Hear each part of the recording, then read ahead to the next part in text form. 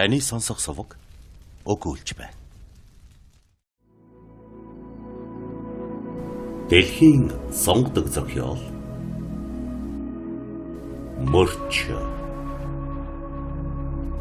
зохиолч Джеймс Феннимор Купер 15 дугаар хэсэг 20 дугаар бүлэг. Мэйбл нар хурцаар гэрэлтүүлээ зогсохгүй. Нилээд өндөрт мандаж байхад зэрв. Үүргээ биелүүлсэн гэж бодсноос бүх тайван нойрсч тэгээд чих ядарсан байсан аж. Үүрээр лагерт гарсан хөдөлгөөн шөөг аанч түүнийг сэрээсэнгүй. Бүсгүй орноосоо үсрэн босож түргэн хувцлаад хэдэн мөчийн дараа хэдийнэ ойн зорхоод хүрч өглөөний тунгалах сайхан агаараар цээж дүүрэн амьсгалан зогсож байва. Тэр анхудаа эргэн тойрны нутаг газрыг ээлхүүл өвөрмөд сайхныг бүрэн мэдрэв. Яагаад ч магтахаасаа муулах нь их байдаг энэ зах хязгаарын гөөмөр уур амьсгалын илрэл намрын нарлаг сайхан өдрийн нэг байва.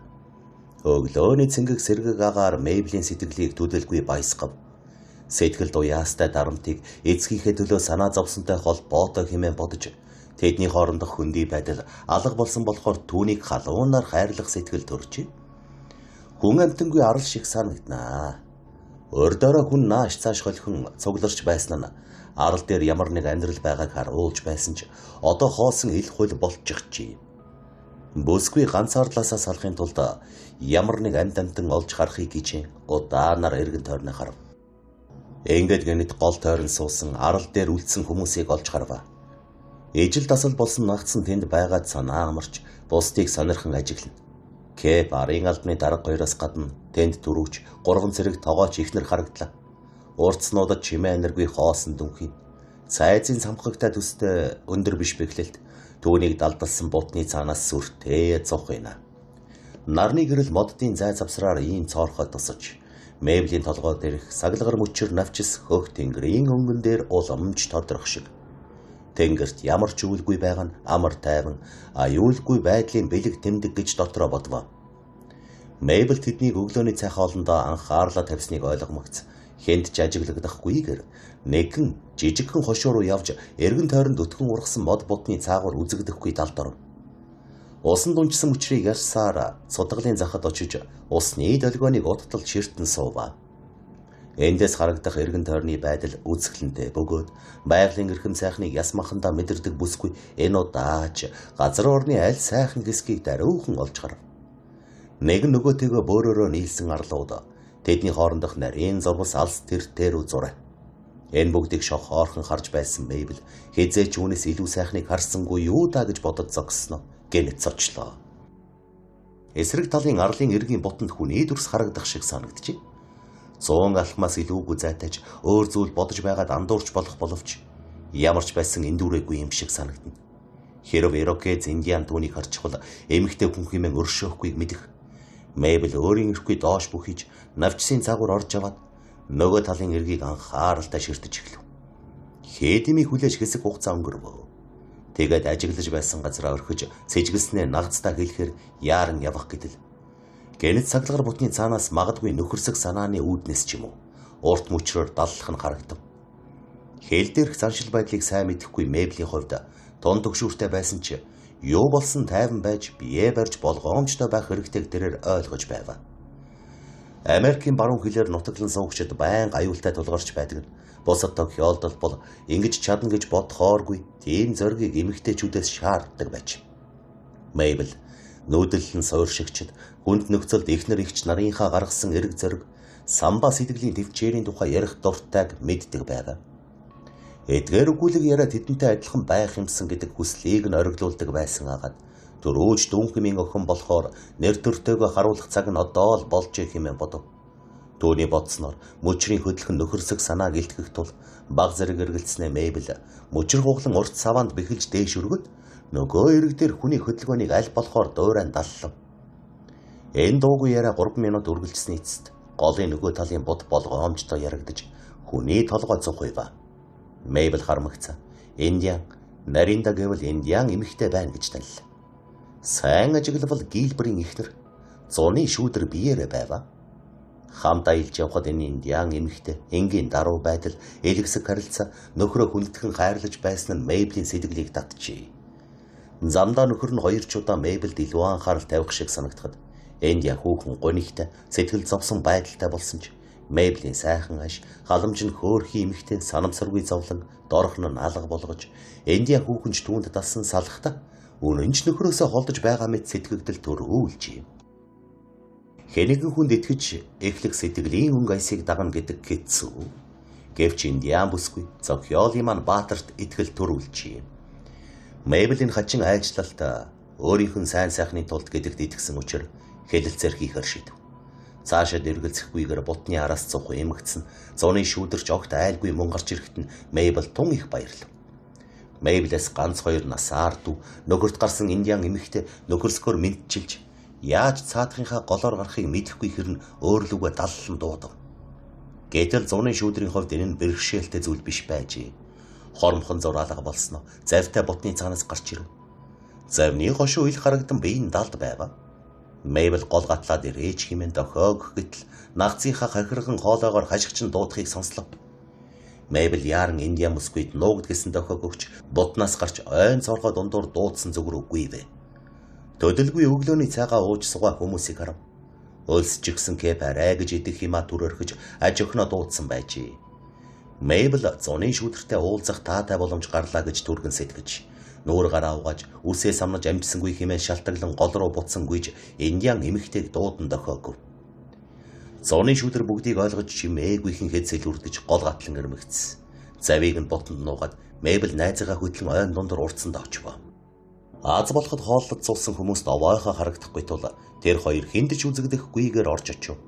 Мэйбл удахгүй эргэж ирнэ гэж чадах хэрээр зочиндоо түргэн тайлбарлаад сэтгэл хөдлснөө мэдэгдэхгүй гिचийн төвдөг рүү очиж хажуудсан. Тэр өрөөнд нь нуугдсан зуны шүүдэр түүнгүйгээр хаашаач явахгүй гэдэгт эргэлзэхгүй байв. Мэйбл 7-1-ийг хүлээдэггүй юм шүү гэж нагацах нь хандгаан шарсан мах амрууга явуулангаа хэлв. Энэ алс хил дээр бэлтгэх арганд харауханч болсон зоо гэдэн тун чамдтайч. 7-1-ийг хүлээдэггүй гэдэг сайн заншил хөдөлж яддаг хүнийг бол шавтуулаад өгөн шүү. Би ерөөсө хөдөлж ядсан хүн бишээ нагц минь. Би босонгуудаа цаг шахам арлын эргэн тойрныг харлаа. Хадагтай Мэйбл. Энд чинь эргэн тойрныг хараад байх юмгүй.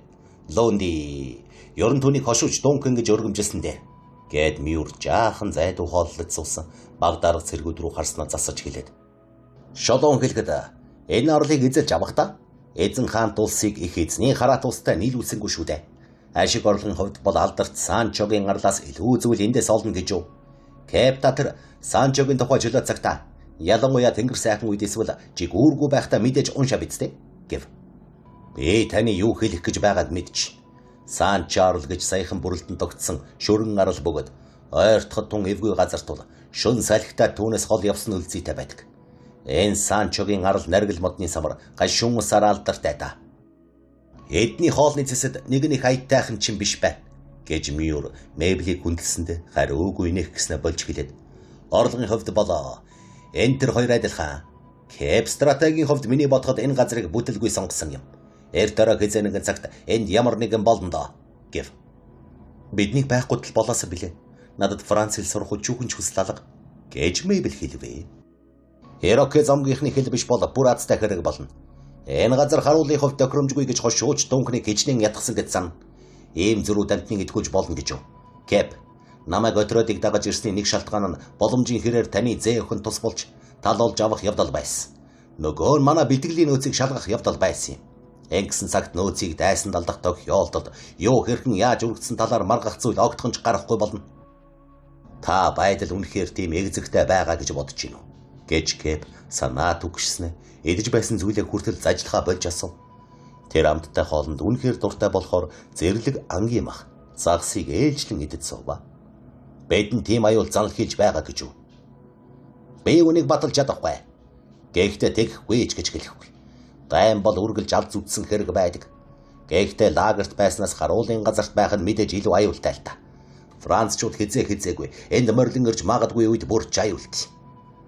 Тэгэхэр яах болж байна? Чот граб гэж. Хэрэг бидэн рүү дайрвал 6 эрэхтэй 2 эмэгтэй хүн ийм газрыг хамгаална гэж баларсан хэрэг болно доо. Тэгэх тусмаа энэ Францчууд давмгаа хүчээр дайрахыг боддог юм. Зөвхөн давмгаач биш.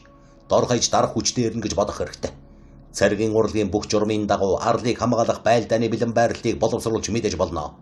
Гэвч ийм төлөвлөгөөг зохиох ёсоор гүйцэтгэжхээр хангалттай хүн хүч манад байхгүй шүү дээ. Нэгдүгээрт нэг отрядыг эрг рүү явуулж дайсны буухыг саатуулах хэрэгтэй. Бэхлэлтэй тулгуур байрлал болгон гол хүчээ орхин тийшээ Францчууд ойртохын хэрээр бусад хэсгээ тийш нь татах ёстой. Эцэст нь цайзын эргэн тойронд шууд уухах хэрэгтэй. Цэргийн тактик, стратегийн үүднээс дайсанда цайзын хананд амархан хурж дэлбэлэх боломж олгоно гэдэг ч байж болшгүй зүйл л дээ. Саад хаалт нь морин цэргийн дайралтыг няцаана. Эх бууны хаалтын хувьд миний бодоход тэр ойд хүрээ бэхлэлтийг байрлуулах хэрэгтэй. Төр зургийн отряд дайсны давшилтыг саатуулж тун ашигтай байхсан. Ийм тэн зорилгоор эдгээр уртснуудын эргэн тойронд шивэдэ гуухаж орхиволж аятайхан байрлалтай болно гэсэн үг. Гэжгэ бэскэрснэ. Энд сайн байлгүй яах вэ? Гэхдээ энэ төлөвлөгөөг чинь биелүүлэхийн тулд хэн бидэнд хүч өгөх болж байна. Ноён Кэп хаан өгөх нь мэдээж. Өөр юм хэрэг үүсгэсэн хүн түүнийхээ үеийг үзгэлтэй. Бид чинь ердөө зургуул. Ярихад жамархан лт. Бид дайсны эрэгт буухтан саад болохоор таныг тийшээ явуул. Мэйбл өөрийнхөө хурц хилээр дайсныг нэргэх болно. Саад тодорын оронд тогоож их нэрийг тавьж морин цэргийн давшилтыг зогсон. Баг дарга шууд уг хамгаалж 3 цэрэг 5 урцыг хамгаална. Бэхлэлтэн цуунаа. Болж байгаа биз. Дэслэгч та дүрсэлж чадах юмт. Танд цэрэг байснаас зураач байсан чинь дээр байж тээ. Яа гэхүү? Би танд байдлыг илэн далангуй шулуухан хэллээ. Хэрвээ энэ төлөвлөгөөг гүйцэтгэхэд цэрэг байхгүй бол миний буруу биш ээ. Эзэн хааны сайдын л буруу байх та. Тэгсэн ч гэсэн үнэх хэрэгтэй дайсан ирвэл бид яах юм бэ? Гэж Мэйбл овоохот нуусан зочноо санах хийх юм олж ядсан сониуч байдлаас биш харин сэтгэл зовсноос асуув. Хөөхөн Мэйбл минь. Ксенофонтод зүй ёсны алдар нэрийг авчирсан тэр зүйлийг л хийх ёстой гэж зөвлөх байна. Миний ойлгосноор бол та ухралтын тухай ярьж байнат. Эрхэм хадагтай. Миний юу гэж хэлж байгааг таны төрөлхийн саруул ухаан чинь ойлгож дээ. Таны хүндэт эцэг баг даргад зарим заавар өгснийг би мэдчихэв. Хэрэг Францчууд биднийг олчихвол хэлж өгснийг нь дагуу арлыг хамгаалчих нь гэж бодож байна. Гэвч хүндэт төрүүч таны эцэг тун сайн үнтер офицер гэсэн ч тэр чинь гүнс дээр эсвэл бейс малборо биш шүү дээ. Би түүний гавьяаг үгүйсэхгүй. Гэхдээ цөөхөн боловч түүнээс үнэндээ илүү чадвартай хүмүүстэй харьцуулахад түүний сайн талыг хэтрүүлэн магтаж чадахгүй байна. Төрөөч дүнхэн минь тушаалыг өгөхдөө оюун ухааны биш сэтгэл зүрхээ удирдлага болгосон юм да. Ташганд хэлэхэд энэ харуулын газрыг алдтал юм бол түүнийг хамгаалсан биш харин хэн энд байрлуулсан нь буруутах болно. Туршлагатай цэргийн захирагч ямар ч зоригтой байсан Францчууд болон тэдний холбоотнууд энд ирэх үед ухрах замыг хангасан байх ёстой. Тэгэхээр манай флотын адмирал ноён Кэп танд хэлэхэд муу юм болж арлыг орхиход хүрэх юм гэхэд заваа үргэлж бэлэн байлгаасаа гэж зөвлөх байна. Бидэнд орхисон тэр зав чинь сайн далбаатай учир тэр харагдаж байгаа ботонд ойртуулж тавьбал бид түргэн ачаалж хэдхэн яард газар хөвснөө хоёр арлын хооронд орж эрэгт буулсан дайсны нүдэнд өртөхгүй байх болно. Хөөхөн хадагтай Мэйбл үнийг зөвшөөрөгч байх. Ноён Мюр энчл байх л. Гэхдээ Францчууд тэндээс өөрсдөө гараад ирэх юм биш биз? Энэ газар ухрахад тохиромжтой бол эрэгт буухад баггүй боломжтой юм байна. Тэд ингэтлээ хизээ сэтгэж чадахгүй гэж Мюр санаа түгшсэн шинжтэй сэмхэн гарт сэтгэлээ зассан байдалтай хэлээд тэдэн тунгаан бодох чадвар дутагдана. Францчууд хөнгөмсөг хүмүүс болохоор хумгүй довтлох байх. Ёронтэд ийшээ ирэх юм бол арлын нөгөө талаас л хүлээх хэрэгтэй дээ. Яриа нэг л холбоо хэлхээгүй болж довтлох боломж түүнээс хэрхэн хамгаалах талыг л тойроод байна. Зоригтой офицер гэж тооцогддог хүн болох Мюр эцгийнхэн сайнэр цэргийн үүрэг нь арлыг хамгаалахыг шаардаж байгаа үед элен далангуй ухрах хэрэгтэй гэж ярих нь жаахан гайхал төрүүлвч Мэйбл нэг их сонссонгүй. Мэйбл санамсаргүй зочныхоо талаар санаа зовж байсан болохоор эхний аятайхан боломж гарамгц босож урц руугаа яарав. Мэйбл хаалга болгоомжтой хааж ганц цонхныхоо хөшгийг буулгамгц зууны шүдрийг инхрийлэн тэрснэ үүднийхөө өрөөнд оруулав. Шүүдэр минь би чамтай уулзсандаа баяртай байна. Тун баяртай байна. Гэвч чи юунд энд ирсэн бэ? Арлыг яаж олов? Гэж Мэйбл ээлдэгэн инээмсэглээд гонгорхон дуугаар асуув. Бидгээ түргэн ярилтаа гэж шүүдэр хариу инээмсэглэж гар ажил дэвэршсэн ч гэлээ хэвээ алдаагүй гараараа түүний жижигхэн гарыг атгаж бидгээ түргэн яр Ингэж ярих чинь тун түргэн байна гэв. Мэйбл төвчээр гарган хэд давтан асуухад нөгөө бүсгүй нь ойлгосон бололтой. Шүүдэр бол найз нөхөр гэж хариулв. Шүүдэр минь би чамд итгэж байна.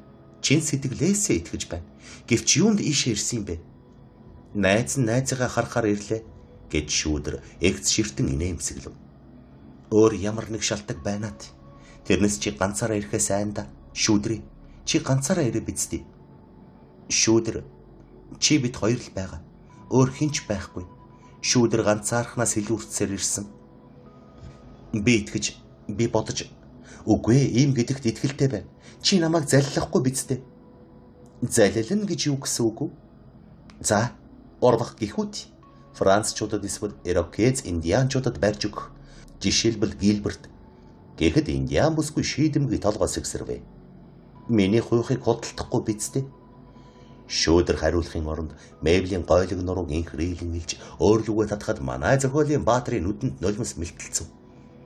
Эмэгтэй хүний зөөлөн сэтгэл энхүү инхрийлхэн шулуун зантай залуу бүсгүй эргэлзэх сэтгэлийг алга болгон итгүүлжээ. Мэйбл хариу тэрснээ болж түүний нүдийг ширтэн үргэлжлүүлэн асуув.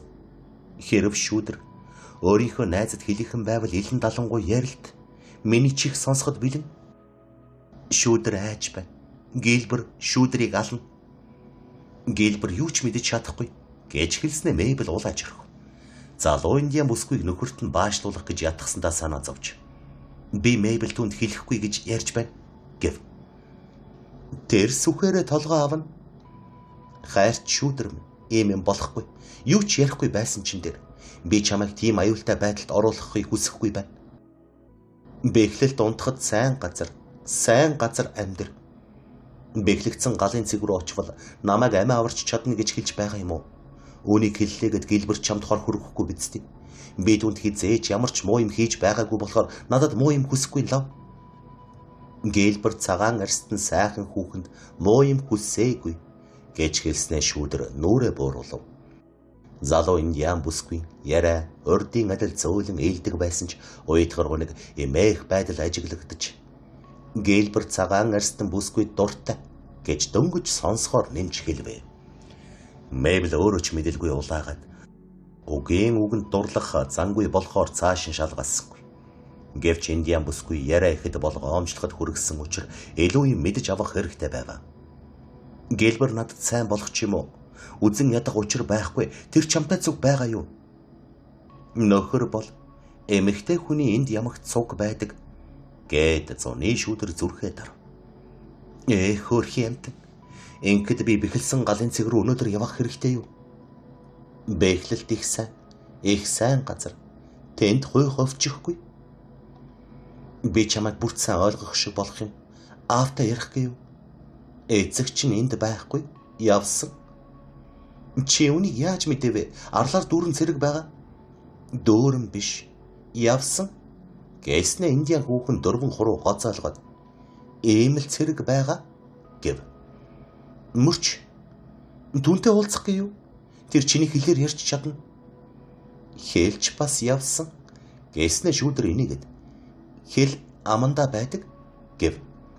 Залуу индиан бүсгүй инээд хөөгдийн шиг цагаахан тас хийх учир Мэйбэлж түгснэ мартаад дагаж хөхөрбөө. Чи бидний тухай бүгдийг мэдж байгаа ч юм уу? Эсвэл мэднэ гэж бодож байгаа бололтой. Гэхэд мөрчинд байхгүй гэхэд тунгалаг ус Францаар ярьдаг шүү дээ. Чи тунгалаг усыг мэднэ шүү дээ. Хүсвэл чинь би түүнийг дагуулад ирэхгүй. Тунгалаг ус бас явчихсан. Харин сэтгэл нь энд үлдсэн гэж индиан бүсгүй түүнийг ичээхгүй тул хажуу тийш гарч Мэйблийн цээжинд гараа тавив. Мэйбл индианчуудын гэрхаа байдал юунд ч анхаарахгүй байгаа мэт боловч бүх юмыг ажиглаж амждаг онцгой чадварын тухай олонтой сонссон боловч яриа ийхүү эргэсэн цочирдов. Мэйбл яриагаа өөрчлөх бас тэдэнд учирч байгаа аюул хэр зэрэг болохыг мэдхийг хичээн босож индиан бүсгүйгээс холдов. Ийхүү аль болох ихийг мэдэж хажуугаар нь чээж зовоосон битүү үгнээс мултрахыг боджээ. Шүүдэр минь чи юу ярьж болохгүйгээ сайн мэдэн шүү дээ. Гэхдээ чамайг надад үнэхээр сайн учир миний мэдэх ёстой бүгдийг хэлнэ гэдэгт итгэж байна. Нагад зах маань арал дээр үлдсэн. Хэрв чи миний найз бол бас түүний найз байх ёстой. Бид Осиогод эргэж очихдоо чиний бидэнд үзүүлсэн тусыг мартахгүй. Хэм мэдэх хизээж эргэж очихгүй байхыг гэж шүүдэр тун алдаатай байж болох замыг цэгнэн байгаа мэт эргэлзэнгүй хэлв. Гэхдээ огтхон шоолж доромжилж эсвэл айлган сүрдүүлсэн байдлаар хэлсэнгүй. Дээд тэнгэрэл мэд хэрэг. Гэхдээ чи бидэнд тусалж чадна шүү дээ. Бэхлэл тунсай гэж Индиан бүсгүй ялангуяа сүүлчийн хоёр үгийг тодотхон унжруулан хэлв. Би үнийг сайн ойлгосон. Тэнд би шүнийг өнгөрөө чамайг ингэсэн гэж нагацахтаа хэлж болно биз дээ. Гэхэд зуны шүүдэр сэртгэж сэтгэл түгшсэн элт харагдав. Үгүй гэж Канадын Францчуудаас сурсан дүргэн зангаар огцом хэлээд давас тусанд ярьж болохгүй. Тэр их чалчдаг, урт хэлттэй, мод усыг ойлгохгүй, гэлбэрт хэлбэл шүүдэр үхэн. Чи нагцын хувьд шудраг биш байна. Чамайг би барьж өгөхгүй. Ойлгохгүй байна. Давас тус зөвхөн хэлттэй, нүдч байхгүй, чихч байхгүй, хамарч байхгүй, зөвхөн хэлттэй. Мэйбл энэ санааг дэмжихгүй байсан боловч залуу Индиан бүсгүй Кэбэд итгэхгүй байгааг ойлгож ярианда нагцыгаа байлгах гэж зүтгэсэнгүй. Чи бидний тухай бүгдийг мэднэ гэж бодож байгаа хүн юм аа. Ордон чи энэ арал дээр байсан болж гин үү? Зөвхөн сая л ирлээ. Тэгээд чи яагаад ийм итгэлтэй ярьж байгаа юм? Аав мөрч, давас тус цөм энд байж болно доо. Би хүсгэл юм бол тэднийг дуудаж болно шүү дээ. Бүгд явсан гэж Индиан бүсгүй итгэлтэй инээмсэглэн хэлв. Чи арлыг эргэн тойронд нь сайн хараагүй юм бол үүнийг яаж мэдэх юм? Сайн нүд харсан. Цэрэгтэй зав явсан. Тунгалаг ус хөлөг онгоцтой явсан. Тэгвэл чи аль хэдийнэс бидний мөрдөн ажиглаж байгаа юм байна. Гэхдээ үлдсэн хүмүүсийг тоолж тэртээ тэргүүж чадахгүй шүү дээ.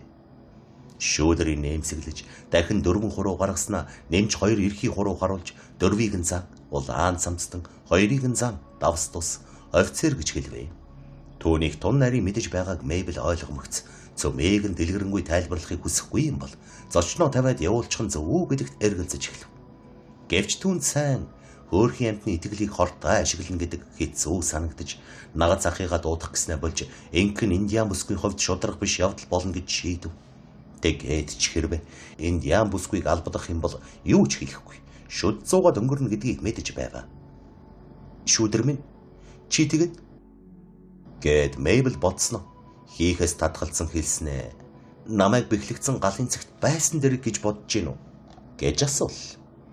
Бэхлэгдсэн галын цэг сайн газар. Тэнд хуйх авахгүй. Бүдүү модтой. Чи өөрөө бэхлэгдсэн галын цэгт орж ханыг нь харчихсан юм шиг ярих юмт. Шүүдэр юу ч хариулалгүй, залтай наргагүй инээмсэглэв. Чамаас өөрхөн энэ арлын талаар мэдж байгаа юу? Ирокезүүд энд байсан уу? Гэхэд шүүдэр царайгаа хувьс хийлгэн хүн сонсч хүрийдэ гэсэн маягтай болгоомжтой эргэн тойрныг хараад Тускароро газар сайгүй Осунгод эйд фронтаникад мококод байдаг. Хэрв шүүдрийг харвал ална. Бид хинч энэ арлын тухай мэдэхгүй. Тэгээд ч дайснаас айхын хэрэггүй гэж бодож байсан юм шүү. Ирокез олон нүдтэй. Шүүдэр минь зөвхөн нүдтэй байна гэдэг баг хэрэг арал тал бүрээсээ нууцгаалагдсан учраас түүнийг харна гэдэг амаргүй зүйл.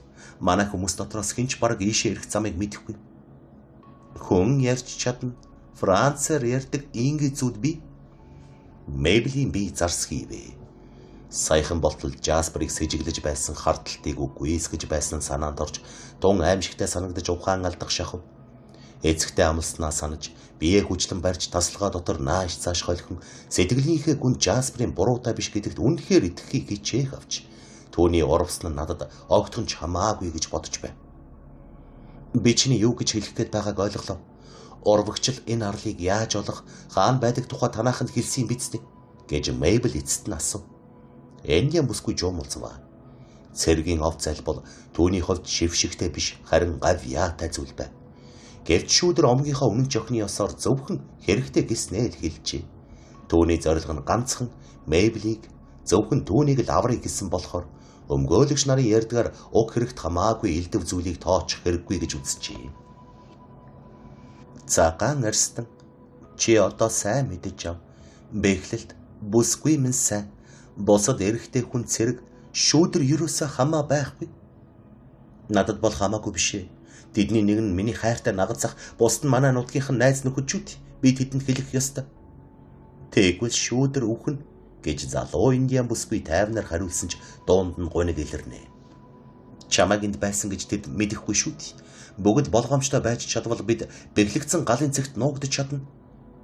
Гэлбэр мэднэ. Бүгдийг харна. Тэгээд шүүдэр үхэн. Шүүдэр найздаа цэрэгэр биш цагаан арстан эмэгтэйд хэлэхээр ирсэн. Цэрэгэр өөрийн хуйхаа өөрөө хамгаал. Шүүдэр эмэгтэйд хэлнэ. Эрэгтэйд хэлэхгүй. Мэйбл найз зэрлэг эмэгтэй. Энхүү хэлхийг сонсоод санаагаар унав. Шүүдэр хэлсэн ярьсан бүх зүйл нь тэдний хооронд үлдэх ёстой гэж бодож байгаа нь эргэлзээгүй. Индианчуудын хувьд нууц хадгалах нь хичнээн их нэр төрийн хэрэг гэж үздгийг Мэйбл мэдэхгүй байв. Хамгийн гол нь шүүдрийг сэжиглүүлж түүнийг аюулд учруулахгүй юмсан гэдэгт санаан зовж байгаа. Энэ бүх зүйл толгойд нь орж хэдийн чинээ бодох тусам төдий чинээ сэтгэл зовж байв. Шүүдэр бас уг хэрэгт буйртай хандсан бололтой унагсан альчуур авч Мэйблийн гараас барих үед явхаар завдваа. Төвөнийг саатуулах тухай бодохын ч хэрэггүй байл. Өөрийнх нь төлөө ингэж амнасаа хайрлахгүй хурж ирсний дараа индиан бүсгүй хөөж дуун гэвэлж бүр шудраг биш зүйл болно. Шүүдэрээ чи бид хоёр найз нөхөд гэж шудраг бүсгүйг тэрвэрч чангаар дуу алтан хэлээд чи надаас айх хэрэггүй. Чамайг энд байсан гэж хэн ч мэдэхгүй. Харин чи аюул учрах үед өрчлөн дохио өгдөг болж бэглэгдсэн галын цэгт нуугдж аврагдана л гэлээ. Жаахан тэнэгэлцсэний эцэст индиан эмэгтэй үнэхээр явахыг завдангаа яарахнаар шүүдэрт тагтаа авчир гэлээ. Тагтаа юу? Би түүнийг чинь хаанаас олох юм бэ? Овоохонуудын хажууд хуучин байгаа. Шүүдэр зав руу явна. Шүүдэр минь би чамайг ойлгох шиг болов. Би чамайг бут хүртэл гаргаж өгье. Эстэгвэл цэргүүдтэй халз тулгарч чаж магадгүй. Орцнаас гарч цэргүүдийг тоол. 1 2 3 4 5 6 гэснэ шүүдэр 6 3 гоц ойлгон инээмсэглээд бүгд замаас зайлбалсан. Нэгээс босод байвал түүнийг хажуу тийш дууд. Дараа нь дууд тагтаа авчир. Мэйбл бүсгүй сэргэлэн ухаантай гайхаж хүсснийг нь биелүүлэхээр бэлтгэв. Гэхдээ хаалганы дэргэд түр саатаад индиан бүсгүйг царайдсан байдалтайгаар харснаа. Чи ер нь ингэхэд надад өөр зүйл хэлэх гэсэн юм биш биз? Одоо бүгдийг мэднэ. Бэглэлт сайн. Тагтаа хэл өгнө. Гэлбэр ална. Сүүлчийн хідэн үг хангалттай байв. Нууц задраасны төлөөсөнд нөхөртөө алуулах болно гэж зочин өөрөө хэлж байхад Мэйбл цаашид шахаж шаардж чадаа гэж үү? Мэйбл хаалганыг салах ёс гүйцэтгэн гараар даллаад уртснаас гар. Арлын уршин суугчид хаана байгаа гин нэгтэн шүүдэр тааралдах аюул байгаа үгүйг мэдхийн тулд индиан бүсгүйн заасан амархан аргыг хэрэглэхээр шийдвэ. Заавал нүүр царай, хувц саарн таних гэлгүйгээр шууд тоолж эхлэв. 3 галын дэргэд суусан хിവэр 2 нь зав руу очсон байв. Тэр хоёрын нэг нь мюр байлаа. 6 дахь нь болох нагц нь галаас холгүй загсны хэрэглэлээ оролдоцсон. Овоохоо гэрлүүгөө зүглэж яваа цэргийн ихнэр тогооч 8 дахь нь болж тарав. Тэгмэгц Мэйбл дуу аялан ямаа унгаасан хүн болж эргэлцснэ. Бүх хийж авч байгаа мэддэр үзүүлж шүүдрийн заасан овоохоо руу яв. Тэр нь бараг нурчсан шахуу байсныг цэргүүд гэрийн шууны байр болгожээ. Хэдэн 10 тагтаа байв. Мэйблийг ороход тагтаанууд Канадын ирэг дээрх фермэс дээрэмдсэн тарайгаар найрлаж байв. Гэнэт орж ирсэнд нь сандран далавчаад ивэн нааш цааш сүлжилтэн олон бөмбөр зэрэг нүдэх мэд бөөн шууган дигдэв. Мэйбл төвөггүй хөгшин эр тагтаа барьж авч өвөртөлчөхөд овоохоогоор шур хийгээд авав. Урц хоосон байгаа караад л ойлгонго хошууруугүй вэ. Бот модны цаагуур нуугдсаар хүнд харагдахгүйгээр амархан хурч очижээ. Шүүдэр завинда хэдийн суужээ. Мэйблээс тагтааг авч өөрийн сүлжсэн сагсанд хийж бэглэлт сайн гэж давтан хэлснэ. Ирсэн шигээ чимээ энергүй хөвж нарийн цудаглан гатлав. Мэйбл хэсэг зур индиан бүсгүйг салах ёс хийхийг нөхөрсгөөр дохид зангахыг тэсвэртэйгэр хүлэн зогсов. Ойр хавийн бүх арал дээр хинч хизээч байгалийн чимээ энергүй эхэмцэг амгалан эвдэж байгаагүй мэт нам гүн байв. Мэйблд шүүдрийн ярьсан тэр аюулын тухай мэддэх ямар ч чимээ энер сонсцсонгүй. Гэхдээ Мэйблийг хошуунаас буцах замд нэг шалихгүй зүйл түүнийг гайхшруулжээ. Босод цагтсан бол иймэрхүү юмыг анхаарахгүй байсансан. Энэ удаа байдал с ิจ гтэй болж болгоомжлснаас үүнийг олж харжээ. Намхан царсан модны доод мөчөрт ердийн үед бол онгоцны дарцагт хэргэлдэг улаан давууны өөцийг уйсан байв. Даавууг жаахан салхи гарахад л хийсэж байхаар бодож үйжээ. Сандарч түгшсэн Мейбл байтугай шүүдэрч энэ олдсон зүйл Отриотын аюулгүй байдалтай ямар холбоотой болохыг түргэн ойлгож үнэлж чадахгүй л байсан байх. Мейбл Даавууны өөдөс зэрэгэлдээ арлаас харагдахыг түргэн сэтгэж сайх царсан овоохоогоос суман зав руу очих замд учир шүүдэр түүний дэрэгдүр эсвэл бүр доогуур нь өнгөрсөн байх ёстой байв. Ямар ч байсан тэр өөдөс эндээс холгүй отолтод байгаа хүмүүст дайрахад хэрэгтэй хамгийн сайн аргыг зааж өгч буй дохио гэдгийг ч ойлгов. Мейбл тэр өөдсийг модны мөчрөөс тастан авч цаашид жухам яах ёстойгоо сайн мэдэхгүй лагер руугаа явлаа. Шүүдэр хуурч мэхэллээ гэж үдий. Гэхдээ түүний бүхэл зан аяг түүнд тавьж байсан анхаарал халамж байж байгаа байдал нь даанч ингэж бодохын аргагүй болгож байв. Дараа нь Гилберийн таалдаг цагаан арьссан сайхан хүүхнүүдийн тухай битүү яриаг санава. Төвний шуналтай харцыг бүдэг бадаг санаж өрсөлдөгч хүүхэнтэй аяд дайхан харьцах эхнэр хүн гэж тун цөөхөн байдаг тухай эвгүй бодолч санаанд нь орж ирэв. Эдгээр хоорондоо авцалтаагүй янз бүрийн бодол санаа төвний толгойд эргэлдэж зүрхийг нь түгшүүлэн алхааг нь хурдасгав. Мейбл ердийн үед түргэн тодорхой шийдвэр гаргадаг атал энэ удаа яаж ч чадсангүй. Мейбл тогооч авгааг дагуулж бэглэгдсэн галын цэгт очихоор түүний урц руу яаран явв. Бусдыг нь сэрэмжилж чадахгүйгээс хойш энхээс өөр аргагүй болов. Гэнэт Мюрийн дуу гарч "Хонгорхон Мейбл минь, та хаашаа ингэж яарч явна да? Яагаад хамт олноосоо цэрвэд байна вэ? Хэрвээ таныг ингэж харж хандах хүнгүй өглөөгөр зугаалж байгаад хүндэт эцэг тань мэдвэлч намайг ердөө бүдүүлэг хүн гэж бодох болно да. Тэгэх тусмаа өглөөнөөс орой хүртэл таныг дагаж боолчин болох гэсэн хүслийг минь сайн мэдэж байгаа шүү дээ" гэв. "Ноён Мюр, та энд ямар нэг эрх мэдэлтэй биз дээ?" гэж Мейбл зогсонгууд асуугаад. "Та цолоор ахлах юм чинь баг дарга танд захирагдах ёстой биз?" гэв. "Мэдэхгүй юм да. Үнэндээ мэдэхгүй юм" гэж Мюр тэсэж ядан илэрхий санаа зовсон байдалтай яриаг нь таслав. Босод үед бол Мейбл түүний иймэрхүү байдлыг ажиглахгүй байхсан. Тушаал бол тушаал, сахилга бол сахилга, харин эрх мэдэл бол эрх мэдэл шүү дээ. "Би хэрэг хөндлөнгөөс оролцож эрх дарахт нь халдвал таны хүндэт эцэг надад гомдох болно. Би түрүүчд тушаал өгөлгүйгээр баг даргад тушааж чадахгүй. Иймдэнд миний хувьд хамгийн ухаалаг явдал бол чимээгүйхэн явсан дээр. Лондигаас эхлээд бүгдээр айл ингэх ёстой гэж үзэж байгаа юм." "Би үнийг мэднэ. Энэ зөв байж ч болох юм. Тэгээд ч би аавыгаа гомдоохыг хүсэхгүй байна. Гэхдээ та баг даргад өөрийнх нь сайн сайхны тулд нөлөө үзүүлж чадна шүү дээ." "Юу гэж ч хэлэх юм бэлээ дээ" гэж Мюр цэвэр Шотланд бөөрийн хилдэг зангаар хэлснэ. "Төвнийг өөрт нь хор хүргэхээр ядахыг гэвэл илүү ихтэй амлахсан. Сэтгэл татам Мейбл минь, хүн гэдэг чинь тун хачин амтаа. Ойр дотныхоо хүмүүсийн сайн сайхны тулд нөлөөлөх гэдэг хамгийн бэрх зорилго байдаг. Харин эсэргээр бол тун амархан зүйлээ. Хонгор минь үүнийг бөөмарт. Энэ танд сургамж болог. Таагартаа юу эргүүлээд байгаа юм? Хүнд харуулж болохгүй юм уу?" гэв. Ердөөл ноосон алчуурын өөдөс дарцагч гэж болохоор ийм чухал үед ярихын ч хэрэггүй дэмэд гэхдээ л "Дэми зүйлгэн шүү. Мейбл, энэ танд санагдаж байгаа шиг тийм ч дэмэд биш дээ" гэж Мюр өөдсийг авч дэлгэн харснаа төлөв царайлж харцсан санаа зовсон шинжтэй болоод "Мейбл дүнхэм, та үнийг овёсняк шамлаас олоогүй лавтай" гэв. Мейбл өөдсийг хаанаас олсон тухайгаар товч ярьж өгөв. Хангамжийн албаны дараа бүсгүй ярихыг сонсож байхдаа өөдөс рүү царайруу ээлжлэн харж зогсноо. Түүнд ямар нэг сэжиг төрсөн нь илт байв.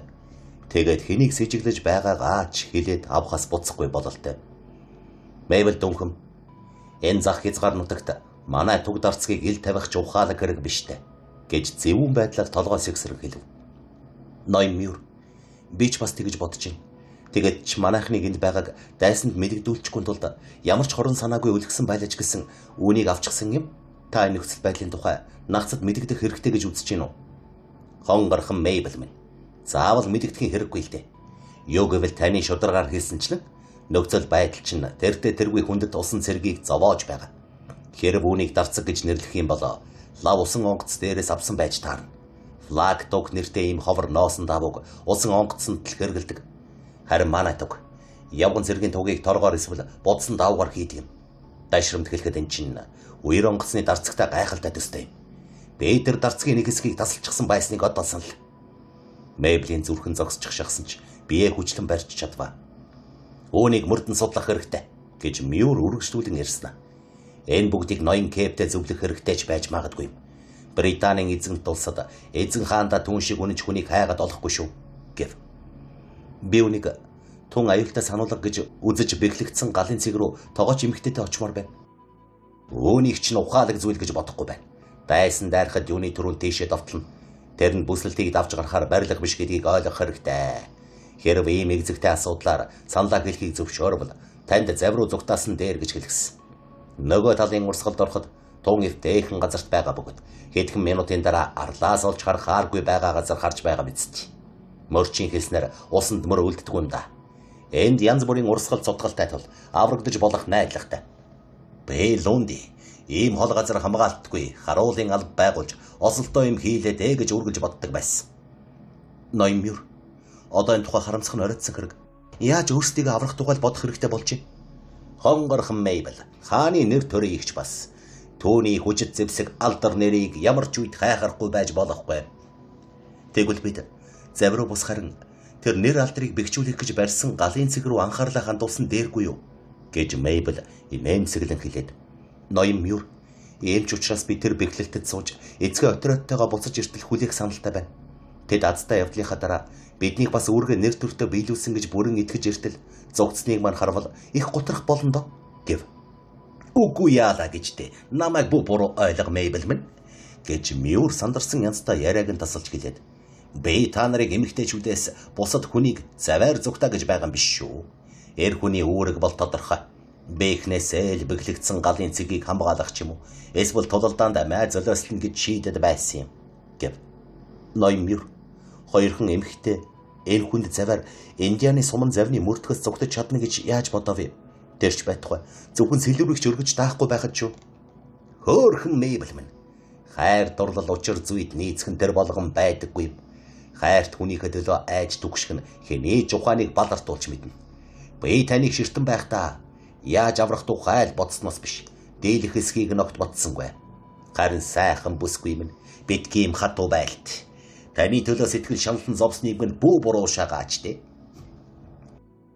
Мэйбэлд түүний ингэж нурших нь яршигтай санагдан өглөө болсон явдал тулгарч буй аюулын тухай бодлогоширч хөгжил баясгалтай үед нь ч дургууг нь хүргэх асан хайр сэтгэлийн тухай сонсхоос ч дургүй хүрнэ. Тэгэд өөрийнх нь төлөө санаа зовсон хүнээсээ дүргэн салаад тогоож эмхтэн овоохоо руу явах гэтэл Мюр мөрөн дээр нь гараа тавьж зогсоогоод. Та явхаас урдаар хідэн үг сонсооч. Энэ давны өөдөс ямар нэг далд удахтай байж болно. Үгүй ийч байж мэднэ. Хэрэг энэ дохой юм бол хуучин газарт нь үлгөөд хувилдааныг илрүүлэх ямар нэг сэжим гарахыг ажиглаж болох юм биш үү? Хэрэг тэр нь ямар нэг утга учиргүй бол юу ч болохгүй шүү дээ гэв. Энэ ч тийм л дээ. Гэхдээ энэ өөц тэнд санамсаргүй байлаач гэсэн дайсан бидний хаан байгааг зааж өгч болно шүү дээ. Мэйбл цаашид ярьж цаг үрлгүйгээр тогоочийн овоохороо гүйж тун удалгүй далд орвоо. Арын албаны дарга Мэйблийн орхисон газарт байх байдгаар аал бүсгүйн араас ангаа гартаа барьсаар байгаа даавны өөцийг харж шийдэж ятан зогсно. Гэвч удалгүй эргэлцгээ болж нөгөө царс модны мөчөрт уйж орхив. Мэйбл түүний чухам хаанаас авсныг мэдэхгүй учраас даавны өөдөс голын уснаас харагдахаар харин арал дээрээс ажиглагдахааргүйгээр уйжээ.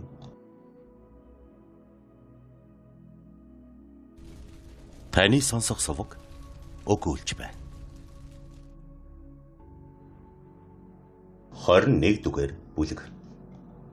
Мэйбл дүнхэн цэргийн эхнэрийн хойноос дагаж урт овоохоо руу явж байхдаа түүний мөрөн дээр эдгээр хүмүүсийн амь амьдрал тохоостой байхад хуаран даяар юутай намгүн байх юм бэ хэмээн гайхаж байв.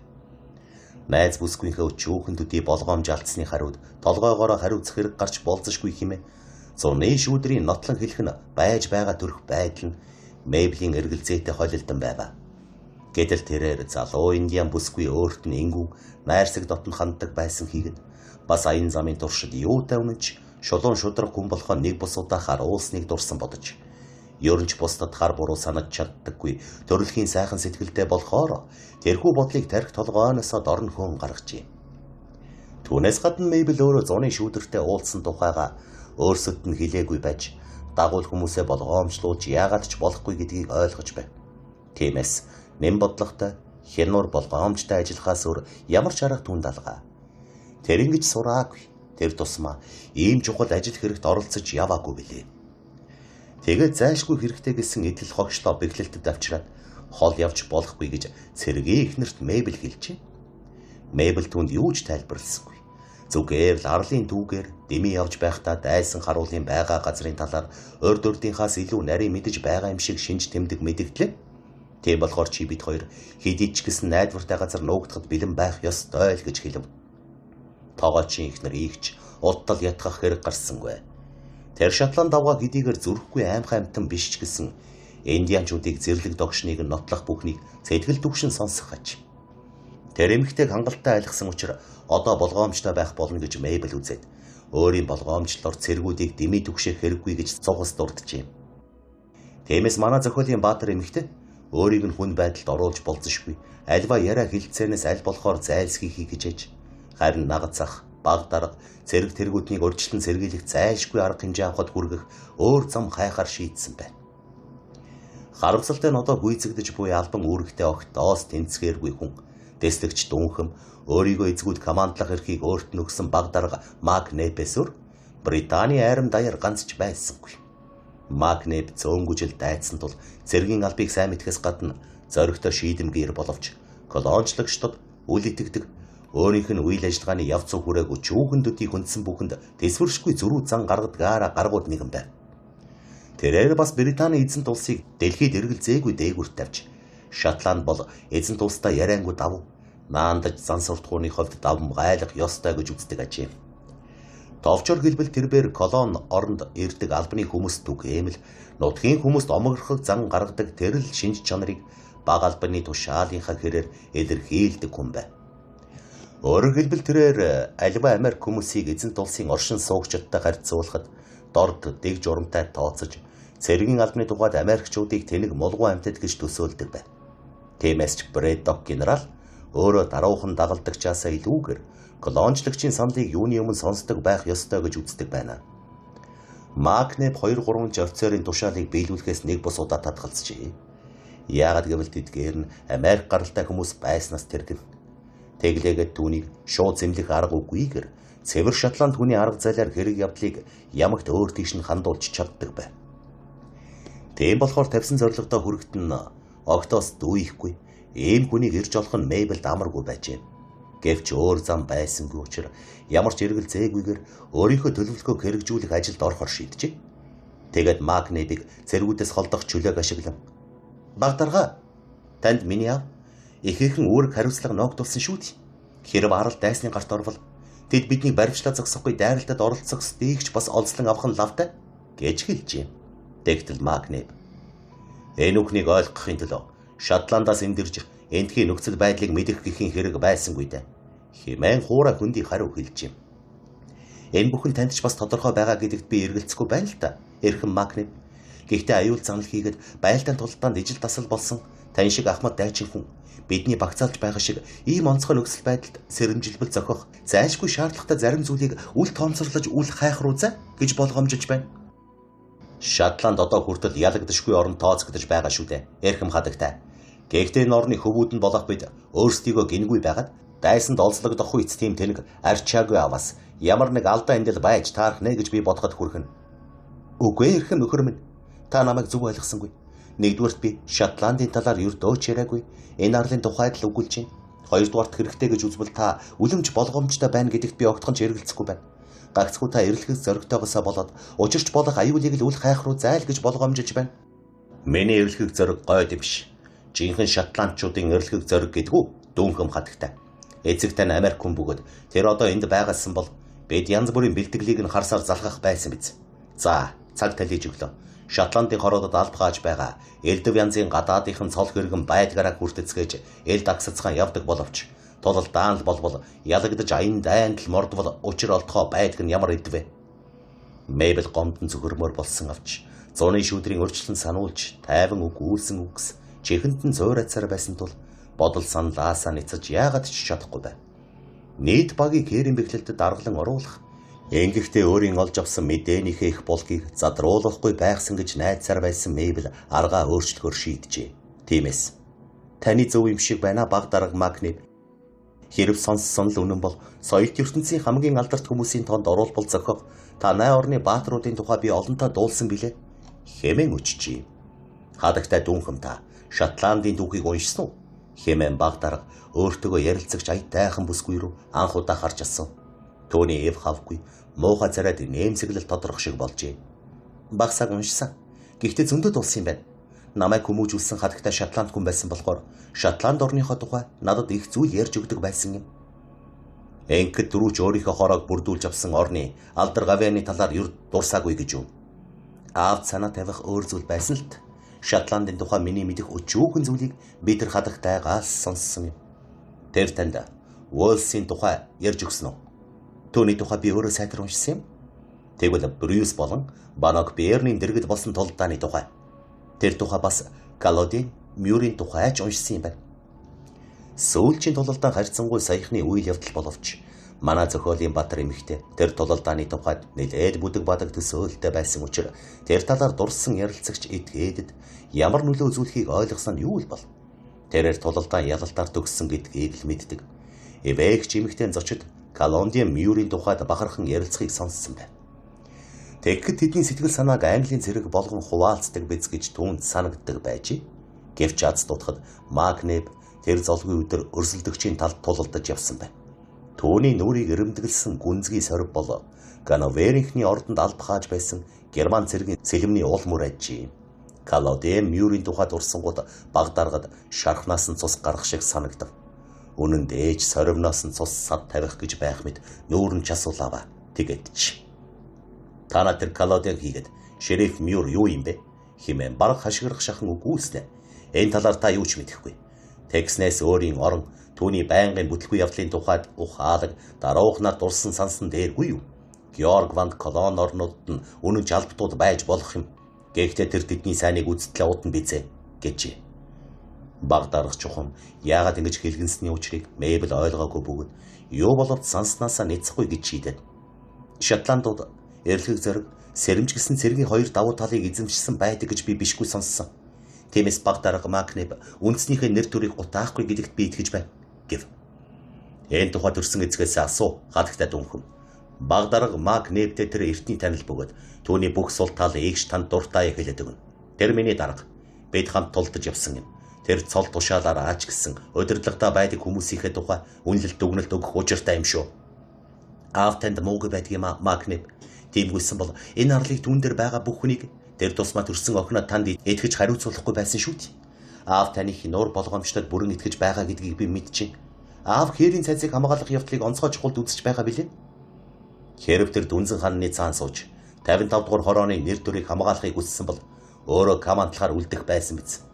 Үннийг хэлэхэд дайсны дайран эрх хийгч хүлээлгүй тулалдааны талбараас зүгтах явдал Шотландчуудын цуснд ч дадал заншилт ч үгүй билээ. Бидний уламжлалт зэвсэг элд бөгөөд бид дайсантай гардан тулдах дуртай байдаг юм. Харин идүүгээ үлэмж нэр гарч буй энэ Америкийн тулдах арга цэргийн санаа сэтгэлийг биш юм а гэхэд эрхэм дээдсийн зэр зэвсгийн алдрыг гутаах билээ.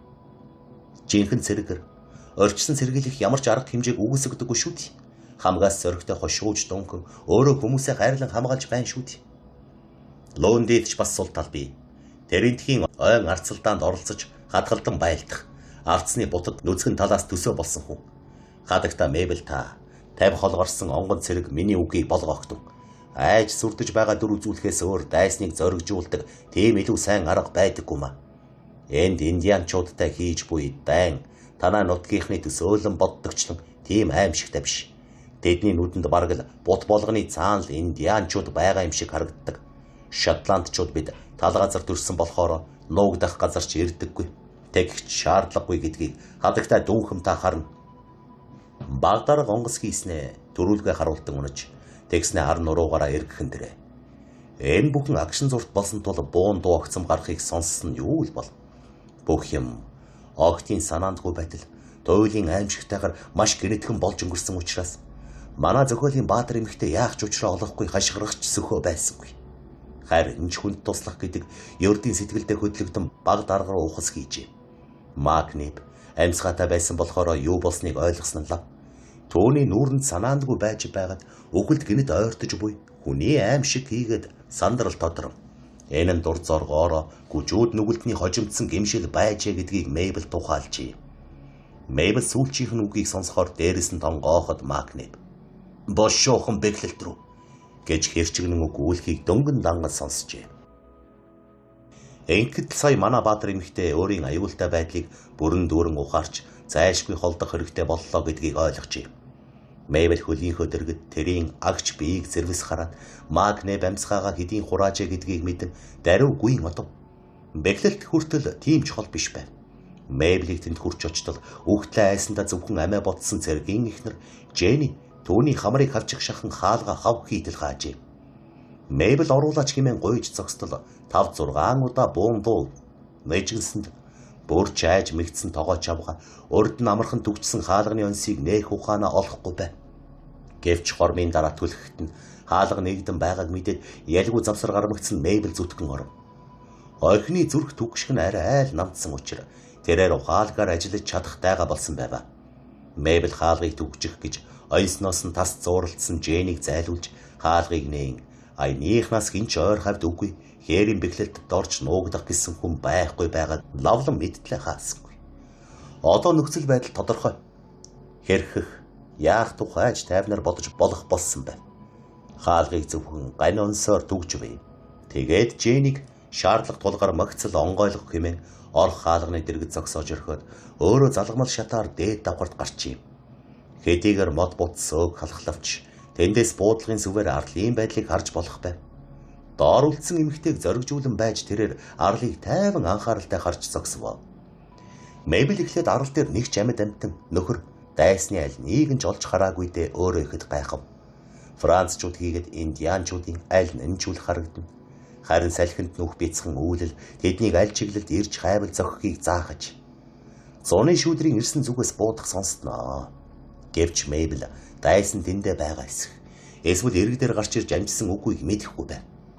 Мэйбл буудлагын сүвээр Макнебийн алагдсан ойн цойрхоор ушаа гайтал баг даргынхаа хажууд 3 цэрэг нь алагдчихсан хэвдэж байгаа аимшигтай дүр зураг харагджээ. Тэд тийшээ буун дуунаар гүйдэн очиж Макнебийн үл тоомцорлсон байсан дайсны суманд өртөн бараг нэг зэрэг шахуу алагдсан аж. Кэпч дэслэгч мюрч огт харагдахгүй байв. Мэйбл ойн чөлөө бүрийг сэтгэл дүгшин ширтэж байв. Тэрч байтугай хээрийн бэглэлтийн дээврийн хөндийд гарч гарчээ. Өдгөн ургасан мод бут халахлавч тэндээс бараг бүгэлдээ харагдах бөгөөд ямар ч нэмэр болсонгүй. Мэйбл нагал захыгаа алагдчихад мөнөөх цэргүүдийн нэг адил өвсөн дээр тэрийн хэвтэж байгаа биз гэж бодсон боловч юу ч олж үзсэнгүй. Суман зав байх ёстой бут руу хартал зав нөгөө л газараа байгаа хэвээрээ бөгөөд заваар зүгтхад нь ямар нэгэн дог ёолдол мюрт саад болсон нь илт байв. Арал дээрх үлэмжийн аниргүй цэргүүдийн хөдөлгөөнгүй зогцос тэрхүү аимшигтай амгалан байдалд үнэхээр сэтгэл хэрдгийн ажээ. Тэгтэл доороос Тэнгэрийн авралаар хадагтай Мэйблээ гэж тоогооч авгаа хашгирах сонстов. Тэрээр айсандаа дуугүй байж чадсангүй. Гэвч эцгийнхэн зэрэг тушаалаас илүүтэй боловсралтай авахаг хүндэтгэхийн үүднээс хадагтай хэмээн дуудахаа мартсангүй бөгөөд Тэнгэрийн авралаар манайхаас хэн нэгэн амьд байна уу? Нэг хүн яолхон сонсдож байна. Тагчиг болчихлоо. Индианчууд тэднийг бүгдийг нь зөөл дуусгачихна яана гэсэн байна. Тэгтэл Мэйбл алагдсан зэргүүдийн нэг нь Жэнийг нөхөр болохыг санаж. Жэни түүнийг амиа алдсныг мэдвэл цөхөрсөндөө яахаас ч буцахгүй гэж бодохоос биеийн зарс хийх шиг болжээ. Хаанч бараа нь харагдахгүй байгаа нагцаа ёолсон байж магадгүй гэж болгоомжлон байвч тийхүү ёолсон Мэйблд багж болов найдвар дөрүүлсэнд Жэни Төлийн сонор сэрэмжтэй байж дээд тэнгэртэй л залбирч сууйт. Хаалгаа сайн харжээ. Ямар ч байлаа асуулгүйгээр бүү онголго гэжээ. Хадагтай Мэйбл миний Сэнди тэнд юр харагдахгүй байна уу? Та хэлээд өгөөч. Хэн нэг нь намайг энд ямар ч аюулгүй байгаа гэж түүнд маань уламжилдагч болоосаа. Миний муухай нь олзлогдсон ч сул чөлөөтэй байсан ч ядад санаа амар байгаасаа. Гэвч манай зохиолын Баатар эмэгтэн харж байсан буудлагын шаг айвар нүхэр Жэнигийн нөхөр Сэнди алагдчихсан хэвдэж байгаа нь тодорхой харагдаж байна. Та яагаад хариу хэлэхгүй байгаа юм бэ? Гэж Мэйблийн дуугүй байгаа сэтгэл зовсон тоогооч авгаа дахин асуув. Тэггээр Мэйбл манайхны зарим нь Макнебийн цогцын дэргэд цуглаж байна хэмээн хариулжээ. Ийм аимшигтай байдалд орсон Мэйблийн хувьд тээнхүү шуудхан худлаа хийсэн нь доромжлол мэт санагдав. "Сэнди байна уу тэнд?" хэмээн нөгөө эмэгтэй жигтэй сөнг бачимдсан дуугаар асуусанд Мэйблийн хамаг бие зарсхийв. "Байчч мэднэ. За байц хэдэн хүн байна? 1, 2, 3, 4 хүн байна. Бүгдээрээ манай хорооны улаан мундиртай юм. Сэнди чимэн бие бодоорой то. Тэнд яаж ч байлаа гэсэн наашаагүй гэд ирээчт. Нэг дорл байж байгаад жаргал зовлонгоо хуваалцъя. Чи тэр тэнэг сахилга цэргийн нэр төр энэ тэрийг нулимбал таарна. Одоо ямар тэр бүхнийг бодох цаг юм уу? Сэнди хэмээн тоогож авгаан үглхэн сонстно. Хаалганы онс мултрах чимээ гарах шиг болсноо үүд онгоохыг Мэйбл сонсчээ. Мэйблийг аимшигтай гэж хэлдэггүй юмаа гэхэд гарцаагүй яаж ч болшгүй зүйл буудлагын нүхэнд хадав. Төдөлгүй тэрээр үхгсний хэвдэж байсан тэр зүг рүү буудны дундуур Жэнигийн гүйж явахыг олж харжээ. Тоогож авгаа хэдхэн хормын дотор үеэлд ойн цоорхойд хурч очив. Уучирсан гайн гин сэрэггүй огтын санам цоргүй байсан тул мэгдэн сандарч тэрээр түүний аимшигт хүч ийгч ухаарах сэхэргүй байл. Тарих толгойд нь зэрлэг орон гарan бодол төрж цэргүүд түүнийг айлгах гэж тоглоом шохуу хийхээр шийдсэн юм шиг санагджээ. Жэни нөхрийнхөө гараас шүүрэн авав. Түүний гар бүлээн хിവэрэ байсан бөгөөд нөхөр нь одоохон тажигнтал хөхрөх гэж байх шиг түнд санагджээ. Тэгэд "Сэнди, юунд чи үхлээр тоглоомдох уу хийх гэж бодов вэ?" хэмээн хашгирч гараас нь нуугцран. "Жором цэргийн ёсоор хээрийн бэхлэлтэд орж нуугдцгаагдав. Эстигвэс заналт индианчууд бүгдийг манаална шүү. Яви, минут бүхэн чухал" гэв. Жэни байдаг хүчээр нөхрийнхөө цогцыг эргүүлэхэд цэргийн толгой гулдас хийж чамар хайтах сумны шарх хазрыг нь даган урссан цус Сэндийн чимээгүй байсан нууцыг тайлав. Аимшигтай үннийг бүрэн дүрм мэдмэгцээ тоогож авхаа хуруугаараа бацлан хавиорд дуун хадтал харуулсан орилж нөхрийнхөө шарил дээр ухаан алдан унав. Түүний зүрх шимшрэн дуу хичнээн аимшигтай эмгэнэлтэй байлаач гэсэн дараахан гарсан их дуу чимээ хашхраантай харьцуулахад яруухан аялгуу гэлтэй байга. Арлаар нэг цөөрөдсөн чимээ нь ирокезүүдийн байлдааны уухай байсан бөгөөд будаг шунх индианы хачиргалтай өмсгөл зүйлд бүхий хоройд зэрлэг хороогдсон хүмүүсийн хуйхыг өвчиж авахар нуугдан байсан газраасаа гуйлдан гарч иржээ. Гэлбэр тэдний дөрөнд гүйж байв. Чухам түүний Тома Гавкл гэн сэрэггүй байсан Жэнигийн толгойд тусаж хөөрхий азгүй бүсгүй хээрийн бэхлэлтээс гүйн гараад 2 минут болоогүй байтал цус бялтсан үс Индиан эрийн бүсэнд ангийн олз болон зүүгдгэн дэрэ. Овог нэгтнүүд нь түүнээс хоцорсонгүй тул Макнеб цэргүүд амар жимэр унтаж байгаа хүмүүс шиг харагдхаа хэдийнэ болоод зэрлэгээр сэгэл үйлсэн хүүр болон хувирл. Энэхүү эмгэнэлт явдал бидний үгүйснээс хавьгүй бага хугацаанд болж Мэйбл тэр бүхнийг гэрч болов.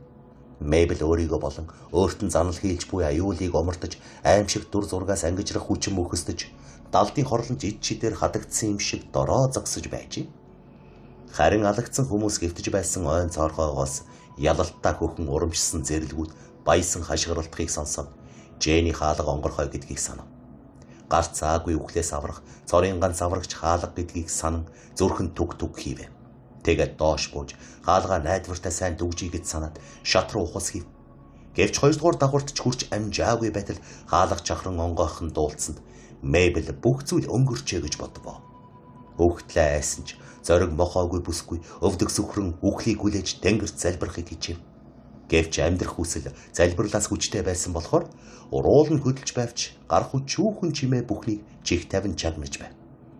Тэгтэл нагад сахыг ирвэл хурдхан оруулахын тулд түгжээрэй гэж Жэни загсанчлан зөвхөн ганц ч биш харин 3 түгжээ дараагаар хангинах чимээ гаргахад Мэйбл үсрэн босвоо. Оюун ухаанд нь итгэлийн гэрэлгийгээ дахин бадарч сүсгэлэн бишрэх санаа бодол үгүй болоод хамаг бие хөвчлэн чимээ чагнав.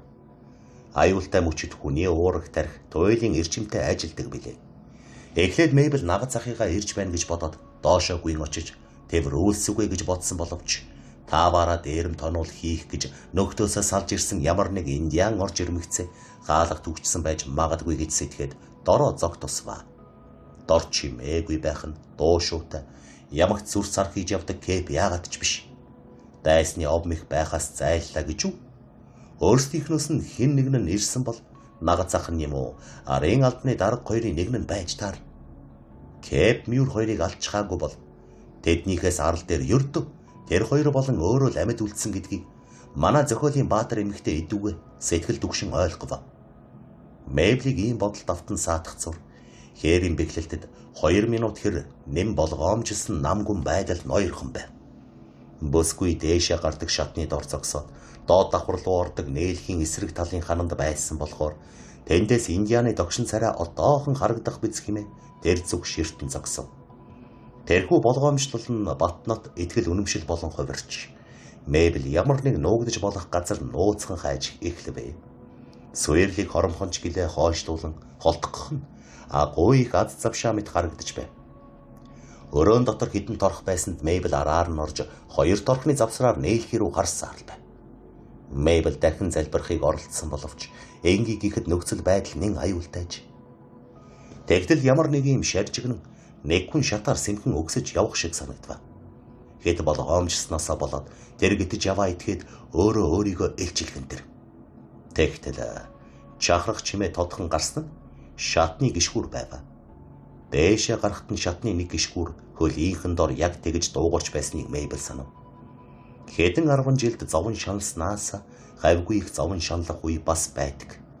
Амьдрал үхэл, мөнхрөл, бие махбодын тэсвэрлэшгүй шаналл эм бүхэн өдөр тутмын жирийн явдлыг умарт дуулан буй бүх төр төрхөөрөө тодрон ирнэ. Тэрхэн агшинд Мэйблийг хөдөлгөөнгүй хөшөж зарцсан сайхан гантиг баримл гэж болмоор байв. Гэвч зөвхөн тэгж санагдаж байснаас бус ертөнцид цөөхөн жил наслахта Мэйбл одоогийн шиг ийм сонор соргог сэрэг дажиг байсан нь үгүй билээ. Үзэгдэж харагдах юм үгүй байсан ч айж имээснээс болж ер бусын хурц соргог болсон охинууд нээлхийгээс хідэн ямхын зайд байгаа хүний бараг ялган танив. Дараа нь Индианы хар ус харагджээ. Нээлхийгээр аяархан өгсөх тэр Индианы толгойн хөдөлгөөнийг цагийн минутын зүйтэй адилтгаж болмоор агаад бараан дух өргөн шанаа нь үзэгдснэ. Дараа нь шалны төвшин дээр баргар царай нь ил гарч иржээ.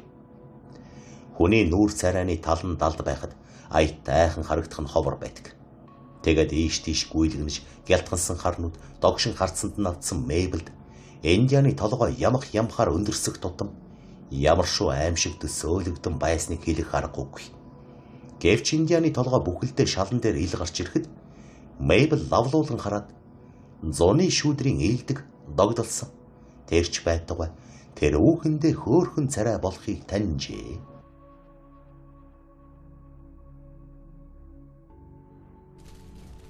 Таны сонсох сувг өгүүлж байна. 22 дугаар бүлэг. Мэйблийг овоолгоостой торхнуудын цаанаас өрөөний гол дүсрэн гарч ирэхэд гэлбэрийн оронд түүний эхнэрийг олж харсан манай зохиолын баатар эмэгтэй юу айл эсвэл түүнийг хавийн газраар ирж хайгаад элс олсон учраас бараг зөвхөрч гүйцээд түүний зөвлөсөн ёсоор хээрийн бэхлэлтэд нуугдсныг үзэж мэдсэн зуны шүүд рүү чухам тэр хоёрынх нь илүү баярсныг хэлэхэд үнэндээ хэцүү байв. Тэр хоёр өөдөөдөөсөө гүйн очиж тэмрэлдвэ. Сайхан сэтгэлд Индиан хүүхэн аз жаргалтайгаар намуухан хөхрөн найз бүсгүйгээ үнсхийн зэрэгцээ. Энд чинь үнэхээр Мэйбл мөн үү гэдгийг үзэх гэсэн шиг түүнийг өөрөөсөө зайлуулан царай өөд нь харна. Хээрийн бэхлэлд хуйхыг авахгүй хэмээн залуу Индиан хүүхэн хэлнэ. Үнэхээр сайн хэмээн Мэйбл сүр салдан хэлээд дөнгөж саяхан өөрийн нүдээр харсан мөнөөх аимшигт үзэгдлийг сэтгэлээсээ зайлуулах гэсэн мэт нүдээ онилгон байж. Тэнгэрийг бодож наг захыг минь яасныг хэлж өгөөч. Би түүнийг ирээд ханаас жолж харсангүй гэж асууж. Энд бэхлэлтэд байхгүй гэж юу? Хэмээн шүүдэр баггүй сон өөчрхсэн байртай асуув. Харин тийм ээ байхгүй. Би энд ганцаараа байна шүү дээ. Надтай хамт байсан Жэни нөхрийнхөө тишээ гүйж очиод болгоомжгүйгээсээ болоод алуулчихлаа. Шүүдэр мэднэ. Шүүдэр үтсэн. Тун тусгүй. Гэлбэр хиний ч ихнэрийг огт өрөвдөхгүй. Өөрийн ихнэр ийх ч өрөвдөхгүй. Шүүдэр минь амнаас юрдөөч аюулд ороогүй байна шүү дээ. Мэдэхгүй. Хэрэг бүгдийг мэдвэл Гэлбэр намайг ална. Үгүй шүүдэр. Тэнгэр чамайг ивент итгэн. Чи сайхан сэтгэлтэй болохоор чамайг ивент гэж хамгаалах болно. Нагац маань ядахтай амьд байгаа болов уу үгүй болов уу? Одоо яах вэ гэдгийг хэлж өгөөч. Мэдэхгүй. Цэнгийг ус завтай байна. Гол явсан байхаа. Зав байсан газар л байна. Харин нагцах арын албаны дарга хоёрын аль аль нь юр хаанч харагдахгүй юм. Шүүдэр алагдсныг нь үзээгүй. Нуугдсан. Улаан хүн нуугдсан. Цагаан царайтай хүн яагаад ичгэвтэр гэж. Ичгтэй биш л дээ. Би тэднийг нуугдаж амжаагүй л болов уу гэж санаа зовж байна. Огт санаандгүй байтал танаахан давтлаа шүүд. Тускарора хэмээн шүүдэр нөхрийнхөө авхалжтайг бахархах байдалтай инээмсэглэн үгүүлснэ. Гэлбэр аггүй их тайчин хэмээн үгүүлжээ. Гэхдээ чи ийм аж төрөлд баймааргүй сайн санаа, сайхан сэтгэлтэй хүн шүү дээ. Шүүдэр ийм юм болж байхад чи аз жаргалтай байхгүй лав. Шүүдрийн царай барсхин энэ яхухан. Энгэ зүд их шуналтай. Ойн анган булан 6 омгийг нар шингэх зүг рүү хөөн. Харгас хүмүүс, цагаан царайтай хүмүүс их муу гэж хэлэхэд нүдэндээ омог бахархлын догшин оч гялал зуулах шиг Мэйбл санагджээ. Энд яхухны үг нь гашуун үнэн их гэдгийг Мэйбл бүр эртний мэдэх авч. Банк өөрийн ч зүүдлээгүй энэ болон энэ мэт олон 100 тохиолдолд ямагт буруудгац gaadгийг ойлгохтойгоо байв. Мэйбл шудраг зэмлэлийг нь заах аргагүй бүр нэ ойлгон санаа бодлоо өөрийн хувь заяанд хандуулваа. Тэгэд яах вэ? Шүүдэр хэмээн тэрээр энэ яхухнаас асуугаад танаахан хизээ язаагүй л бэхлэлт рүү дайран шүүд гэв. Бэхлэлт сайн хуйхыг авахгүй гэв. Энд ямар ч гарнизон байхгүй гэдгийг Ирокезэд одоохондоо мэдэхгүй байгаа ч гэсэн мөдхөн ойлгон шүүд. Арал дээр хідэн хүн үлдсэн тухай чи өөрөө надад хэлсэн. Ингээд Гэлбэр чамд үнийг хэлсэн шүүд. Гэлбэр мэдвэл хэмээн шүүдэр хариулснаа. Эрэгтэй хүмүүсийн тоог харуулах гэж 6 хуруугаа гоцойлгон. Бүгд улаан хүн мэднэ. 4 хуйх байхгүй. 2 байна гэв. Дуугүй байш шүүдэр. Зөвхөн энэ тухай бодоход л миний цус зарцах шиг болох юм. Танах намайг энд ганцаараа байгаа гэж мэдэхгүй. Нагацах арын албаны дарга хоёрыг надтай хамт байгаа л гэж бодож байгаа. Тэгээд тэднийг эндээс гаргахын тулд бэхлэлтийг гардан шатаана. Модон бэхлэлтэнд галаас л болгоомжлох хэрэгтэй гэж би сонссон юм. Хээрийн бэхлэлт шатахгүй гэж шүүдэр тайван өгүүллээ. Ямиг аж мэдхэв шүүдэр минь. Би тэдний өдөөс яаж чадахгүй шүү дээ. Хээрийн бэхлэлт шатахгүй. Хээрийн бэхлэлт цаа. Хуйхыг авч чадахгүй. Яагаад тэрв шүүдэр? Тэд үнийг шатаах вэ гэж би яаж юм? Хээрийн бэхлэлт нойтон их бороо мод чихтэй муу шатна. Ирокезэнд байсныг ингүүз мэдчихнэ гэд улаан хүн шатаахгүйгээ сайн мэднэ. Эцэг эргэж ирнэ. Ирнэ. Бэхлэлт байхгүй. Үгүй. Индиан их зайлтай юу ч оролдохгүй. Ойлгож байна шүүдэр. Чиний хэлдэг үнэн байгаасаа гэж би тунчих хүснэ. Эцэг маань ядаж амьд үлдвэл гэхдээ тэр маань хэдийнэ алагдчихсан юм уу? Олзлогдчихсан байж магадгүй биш үү? Эцгийг чинь яах ч үгүй. Усан дээр мөр байхгүй. Хаашаа явсныг нь мэдэхгүй тул улаан хүн олохгүй. Хээрийн бэхлэлт чадахгүй. Бэхлэлт цаа. Хуйх авахгүй. Эцгийг эрх хүртэл энд намайг аюул дүртэхгүй гэж чи бодож гин үү? Мэдэхгүй. Эцгийг хизээ эргэж ирэхийг охин сайн мэднэ. Мэйбл Индиан хүүхний хар нүдний анхааралтай харцанд сам гардав. Шүүдэр төрүүч болон түүний отрядыг мөхөлд хүргэх удам угсаа нэгтэндээ хэрэгтэй мэдээг араас нь мэдэж авахыг хичээж байна гэсэн сэжиг бүсгүй төрөв. Гэвч шүүдрийн асуултанд юу гэж хариулахаа бодож амжаагүй байтал аюул ойрхон байгааг сануулсан хаалга хүчтэй балбах чимээ сонсджээ. Тэд ирлээ шүүдэр. Энэ лав нагацах юм уу? Арын албаны дарга байх. Одоо би ноён мюрийг ч гэсэн оруулах хэрэгтэй гэж бүсгүй дуу алдваа. Юунд дэс харна вэ? Албаар гаргасан олон нүх байгаа. Мэйбл түүний үгийг дорн ойлгож нэгдүгээр давхрын дээгүүр гадагш түргэн гарсан шалны тэр хэсэгт гаргасан олон шагайвруудын нэгэн рүү очиж түүнийг тагласан хөндлөн модыг авч дор хаалганы ойролцоо юу болж байгааг харваа. Тэгтэл Мэйбл цочих шиг болж царай нь хувирахыг хараад Индиан хүүхэн тэнд өөрсдийнхийгөө ирж гэж тааварлжээ. Шүүдэр. Улаан хүн гээд хуруугаа сэрэмжлэн гоцойлгов. Дөрвүүлээ юм а. Бүгдээр амар будаг шух болсон. Цус долцоо бүсэндээ зүүсэн байна. Гэлбэр тэдэнтэй хамт байна. Шүүдэр нөөц зэвсэг байгаа булан руу ухасгийн очиж карбин буу шүүрэн авсан боловч нөхрийнхөө нэрийг сонсоод ороо таг загсав. Гэвч тэрээр удаан тэнэгэлцсэнгүй. Шагайвар руу очиж бууны хаамыг цохойлгох гихтэн зэвүүцсэн Мэйбл гарыг нь барьж аваад яаж байгаа чинь энэ шүүдэр нөхрийнхөө өдөөс буугаар далаа. Тэгснэс би алагдсан дээр гэв. Нөхрөө яах ч үгүй. Улаан хүнийг битгий оролт. Тэднийг буудахгүй, зөвхөн айлгана гэж шүүдэр сэтгэл ялгүй эмзэглэн өгүүлвэ. Шүүдрийн санааг ойлгоод Мэйбл дахин хоригдсангүй. Индиан хүүхэн шагайвраар бууны хаамыг цохилгахдаа индианчуудын анхаарлыг татах гэж баахан жимээ гаргасны эцэст сая гохоо дарав. Гэвч хэдийгээр өөрийнхөө төлөө ингэсэн ч гэлээ буун дуу гармагцл Мэйбл найз бүсгүйгээ зэмлэж эхэлжээ. Чи буудахгүй гэсэн чинь яалаа? Нөхрийг онцгол яана. Шүүдэр дахин буудахгүй. Тэд бүгдээрээ зогтсон. Хэмээн индиан хүүхэн инээмсэглэн өгүүлснэ. Өөрсдийнх нь хүмүүс хэрхэн яаж байгааг харах гэж өөр нэг шагайвар руу очиод. Хараач бүгд бутны цаагуур нуугдж байна. Мөн дайчин эрс байва. Цэнгэг ус офицер хоёрыг тэнд гэж бодсон шүү. Одоо болгоомжтой болно гэж үнэн сэтгэлээсээ тажхинтал хөхрөн хэлв. Тэнгэр өршөө. Жэник шиг үхчихгүй. Зөвхөн амьдрал хийгээд газар дээрх сайн сайхны тухай бодож залбирах цөөхөн ч гэлээ минут над бас үлджээ. Шүүдэр бууга тавьчихад тамир тасарсан Мэйблийн лаг хийтэл суусан хайрцагны дэргэд ирцв. Баяр хөөрч бас уйдгар бунгаас баггүйгээр сэтгэл дэнсэлгэдэг нь лавтай. Индиан хүүхэн Мэйблийг сонжсон янзтай харахад шүүдрийн царай ширүүн нь бас санаа зовсон байртай байх шиг Мэйбл санагдав. Гэлбэр их дайчин хэмээн Тускарорын ихнэр ихэрхэг өгүүлснэ. Омгийн бүх охин түүнийг хардаг. Цагаан царайтай сайхан хүүхэнд бас түүнийг харах нүд байна хэмээн асуув. Чи юу хэлэх гэсэн бэ шүүдэр? Чи намайг юунд ингэж хараад байгаа? Шүүдэр Гэлбэрийг буудна гэж яагаад айсан? Аваад гэргийн нөхрөө халах аимшигтай шүүдий. Үгүй шүүдэр, тэгснээс намайг алсан тэр. Цагаан арстан хүүхэн өөр юу ч бодоогүй гэж үү? Тэнгэр мэднэ. Өөр юу ч бодоогүй.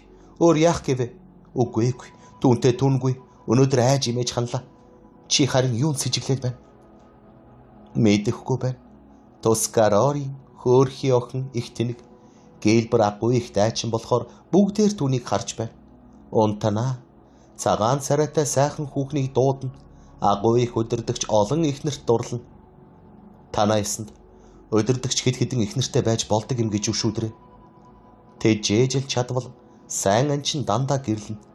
Гэлбэрт одоо ганцхан шүүдэр байна. Гэхдээ тэр олныг харна. Олныг бодно. Цагаан царайтай охины тухай их ярина. Мэйбл энэ байдлыг аяны замд ажиглан мэдээд баггүй зэвүүрхэж байсан бол энэ талаар ил индиан ихнэрийн амнаас сонсох нь бүрч таагүй байв.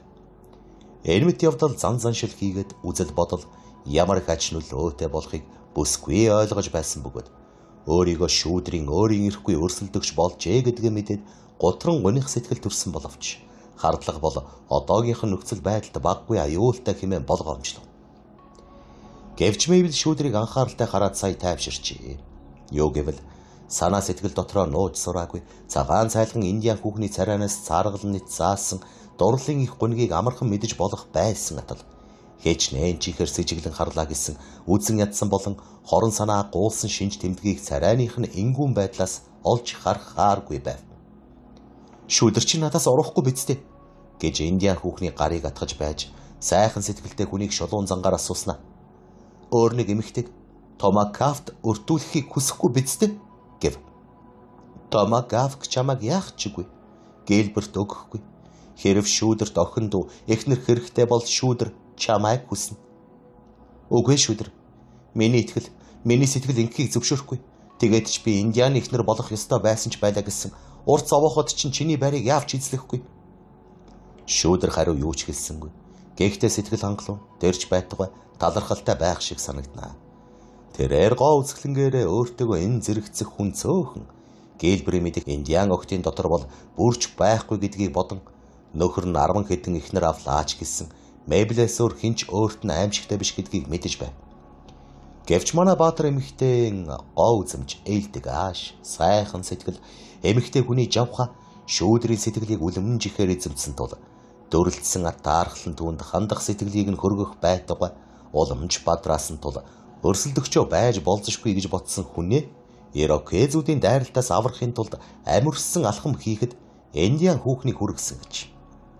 Өөрөөр хэлбэл Гэлбэр Мэйблийг багтан шагшдаг гэдгийг шүүдэр эр нөхөртэй ихнэр энэ зүүн бэлгээр тааварлаж байсан хэдий ч гэлээ. Өөрийнхөө эзэн ноён захиран тугшаагчийн зориг эрмэлзлийг уг дуугүйгээр дагаж заншаагүй.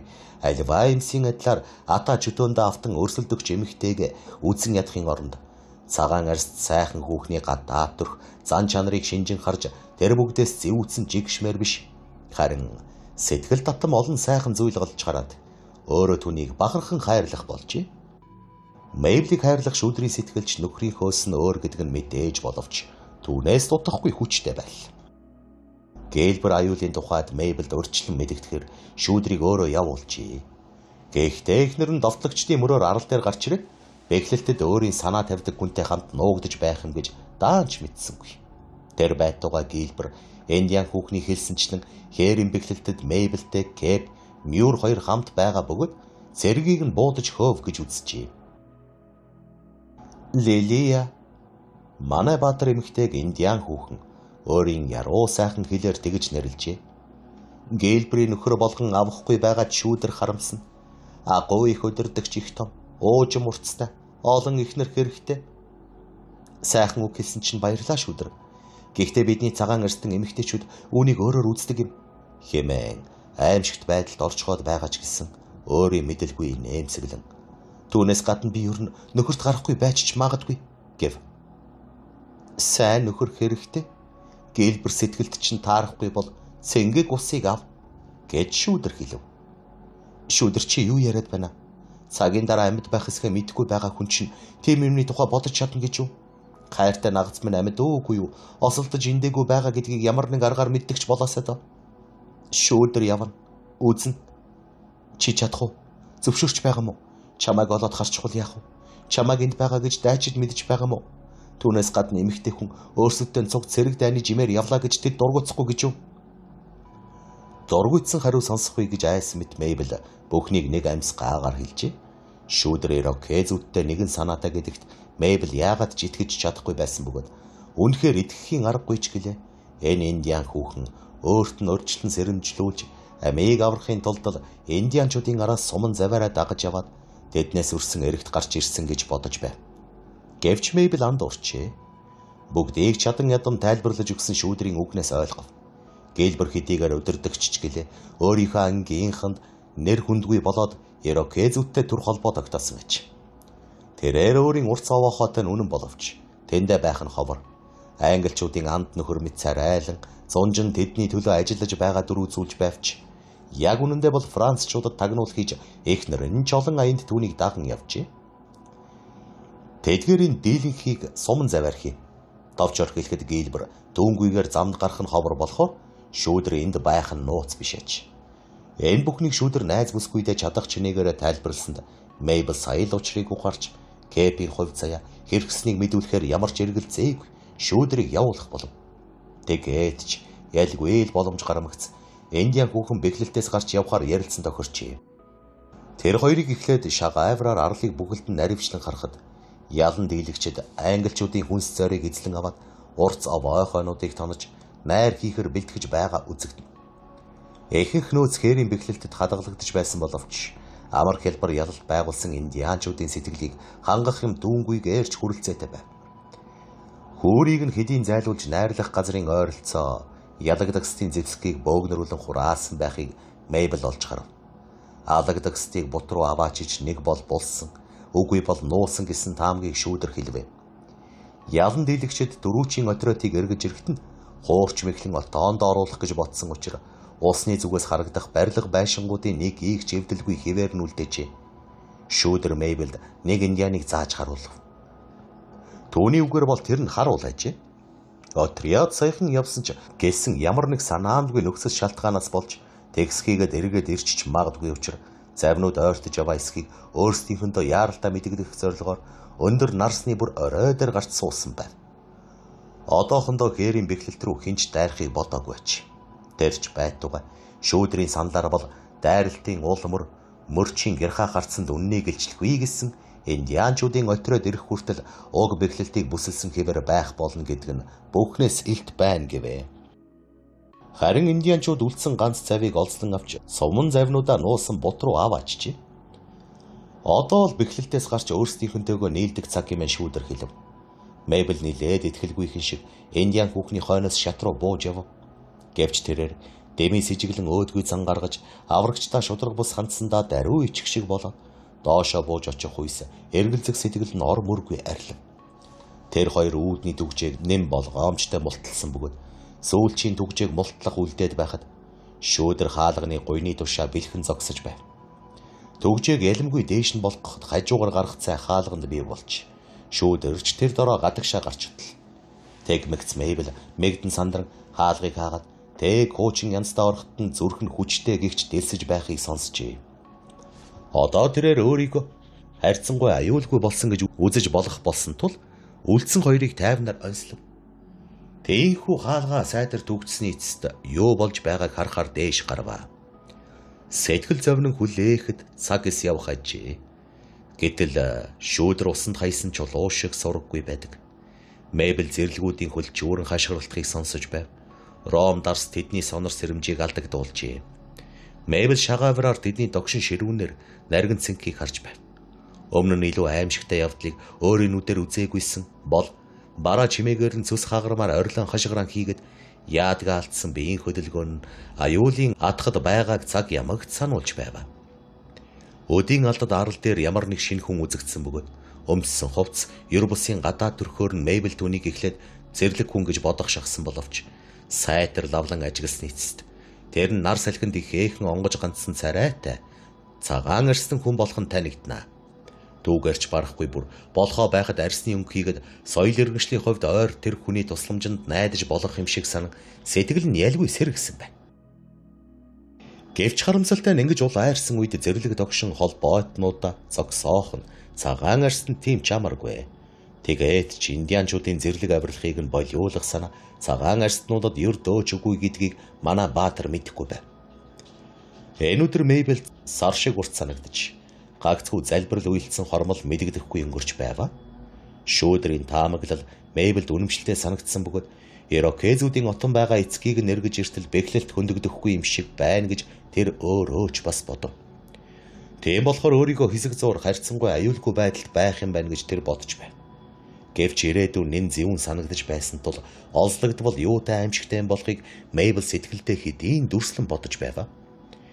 Ийм үчид манай баатрын нүдэнд гэлбэр түүний даажантай анхаарал халамж харагдах шиг болж байж.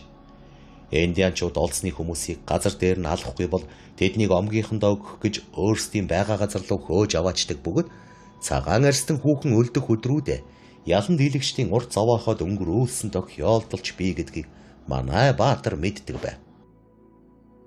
Иймэрхүү бодлыг өөрөөсөө хөөн зайлуулахын тулд Мэйбл өвдөг сөхрөн суугаад мөргөж гарнаа. Гэгээтэй байхад нөхцөл байдал манай баатрыг түгшээж байсан бол арал дээгүр бүрэнхий улам бүр өтгөрөхөд үнэхээр аимшигтай болжээ. Энэ үед зэрлгүүд улам бүр улангасаж англичуудаас олзолж авсан Ром дарс үүнд баггүй нөлөөлж ойрлон хашгираа дохио зангаагаар жинхэнэ ад зэтгэрийг санагдуулж байв. Франц дарга тэднийг тайвшруулах гэж элдвэр оролцсон боловч Эстилэд яаж ч мэдэх холбоотнуудаасаа холдох юм болж зэрэгэлдэх арал руу одоод тэндээ оромжирхгүй юм босгожээ. Франц офицер тийхүү явахдаа ам алдах шахан байж түүдгийг унтраа гал гаргаж болох бүхнийг авч явсан байна. Тэрээр санснаа гүйцэтгүүлэхийн тулд хөндөх учиргүй бэхлэлтийг индианчууд галдан шатаачихвээ гэж айжээ. Францаар индианчуудын зэвсгийг нь ч гэсэн дурд таяа хураан авгасан бизээ. Гэвч тэдгээр дайчид гараахан ухаанаа алдчихаагүй байсан цагта хутагнаасаа ул айран чаргууцалтах бөгөөд үүнийг нэр төрийн хэрэг хэмээн үздэг аж. Энэ мэт тохиолдолд голцоо хэрэгэлдэг зэвсгийг нь үлдээ карбинуудыг нь хураан авах нь утгагүй хэрэг байв. Офицер түүдэг унтраас нь дэмий хэрэг биш ажээ. Түүнийг далд ормогцол дайчдын нэг нь хээрийн бэхлэлтийг шатаах санал гаргасан байна. Ирокезууд бүр улангасныг мэдмэгцээ гийлбэрч согтуучуудыг орхин оджээ. Тэрээр хоёр шөнө нойргүй байсандаа үхтлээ ядарсан тул овоохоо нэгэн чурган ороод сөрөл дээр өнхрөн унаж тэр дороо нам унтав. Тэйхүү индианчуудын дунд Мэйблийг хамгаалах хинч үлдсэнгүй. Ирокезууд түүнийг бэхлэлтэд байгаа гэж зүүлээч үгүй бөгөөд үхтлээ согтож дайсагнах сэтгэл давтсан 10 хүн согтуу нөхрийнхөө саналыг дэмжин хашгиралдав. Мэйблд энэ нь аимшигтай хорон байв. Индианчууд өөдөөс нь хичнээн зэвсэг зоосон байлаа гэсэн Айх сөхөөгүй болоод бэхлэлтэд хүн байгаа гэсэн бүрэг бараг бодол тэднийг уламж ирэмшүүлсэн тул тэд галзуу мэт хашгирч цовчин ойртож ирвэ. Ариг тэднийг хараахан нам унгаж чадаагүй. Ёрдөл хөөрөгжээ. Эхлээд хаалгыг эвдэх гэж бөөнөрөө дайрсан боловч дүнзээр эвлүүлж барьсан эл нүсэр байгууламж тэдний төрөлтийг даагаад өнгөрчээ. Хэдэн 100 хүн хүчээ нэгтгэсэн ч амжилт олохгүй байсан биз. Гэвч Мэйбл түүнийг нь мэдэхгүй тул зэрлэгүүд түүнийг дахин оролдож буй бөглөв чимээ гарах тоолонд айн дагжиж байв. Чулуу мэд санагдах хаалга нээгдэх нь байтугай хөдлөгчгүй харин нугсан л ялгүй шажигнахад хан биш хаалга гэдгийг илтгэж байна гэдэгт сая итгэсэн Мэйбл ялгүй зоригжин анхны түр амсах хийлтийг ашиглан хэрэг аюул занал хийлж байгааг мэдэх гэж шагайвраар гадагш харна. Яагаад ч юм бэ гэнэт намгүн болсон нь ингэхэд хүрэгчээ. Учир нь ямар нэг зүйл занал хийлж байгаа үед юу болж байгаа нь мэдэгдэхгүй байх хамгийн аимшигтай байдаг бил. 3 Ирокез нурам хутган дотроос нь цог гаргаж ирснээр махран үлээж байхыг Мэйбл харав. Тэдний хор хойссон ажиллагаа эвдлэн сүйтгэхийн хүслэн төрөлхийн дадлан харгас зорилгын эцсийг нь үзэх гэсэн шаргуу тэмүүлэлтэд гайхмар дүргэн гар нийлэн ажиллахад хүргэх аж. Цагаан арстан хүн бол нурам түнхэн бөхөх шахсан цог үлэн гал гаргах гэж санах ч үгүй байсан биз. Гэтэл ойн хөвүүд соёлжсон ертөнцийн мэдэхгүй өөр ингэсэн олон аргатайч. Жухам хаанаас олж болохыг зөвхөн индианчууд л мэдэх атга хатсан навчис сурамгаа өрсөн хідэн хуурай мөчрөөс түүдэг асхан тэр. Мэйбл шагавэрт наалдан доошоо харахад индианчууд үүдэнд баахан дархио болоод түүндээ гал оруулж байгаа харагджээ. Гал мөчрөөс мөчөрт дамжин мөнөөх дархи оч хайлан асан. Индианчууд ч зорьсноо гарамгаа гүйцээсэндээ баяр хөөр болон хашгиралцаар нөхөд рүүг отов. Элбдүүлсэн мэт зогссон газраас ааж хөдлөх тэгэлгүй болсон Мэйбл гал хэрхэн газар авахыг сэтгэл түгшин харж зогсов. Төөдөг бадрах тутам дөлн улам дээшилж Мэйблийг шагайвраар холтхоос өөр аргагүй болтол төөнөж эхэлвэ. Мэйблийг айсанда эсрэг талын хан руу ухартал яарснасаа болж онгорхоо өргсөн шагайвраар галын салаасан урттөл цоролцсон болих зассан дүнз хийгээд төвөнд наалцсан хөөрхий бүсгүй гэрэлтүүлв. Манай баатар эмэгтэй эндээс гарахаас өнгөрч эцсийн мөч тулгарв гэж бодвоо. Индианчууд адын муухай санаагаар сэрэмжлэн цорын ганц гарах газрыг нь гал авалцсан дүрлэлсэн дарих мод овоолн таглжээ. Мэйбл дахин тэнгэрт залбирв. Тэгэхдээ эцсийн удаа инхүү залбирч байх шиг санагдаж байв. Тэрээр нүдэнж хэсэг зур санаа бодлоод төвлөр үүлэн байтал амьдрах хүсэл бодит байдалд сэтгэлийг нь хандуулва.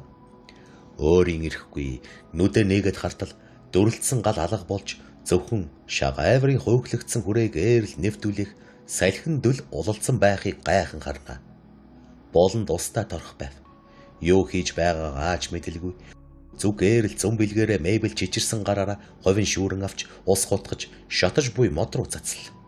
Гал унтарсан боловч манарсан утаан тэр даруйдаа хараахан шагайвар руу ойртож очиж болохгүй байва. Тэгээ доошоо хартал баярлсандаа зүрх нь булиглав.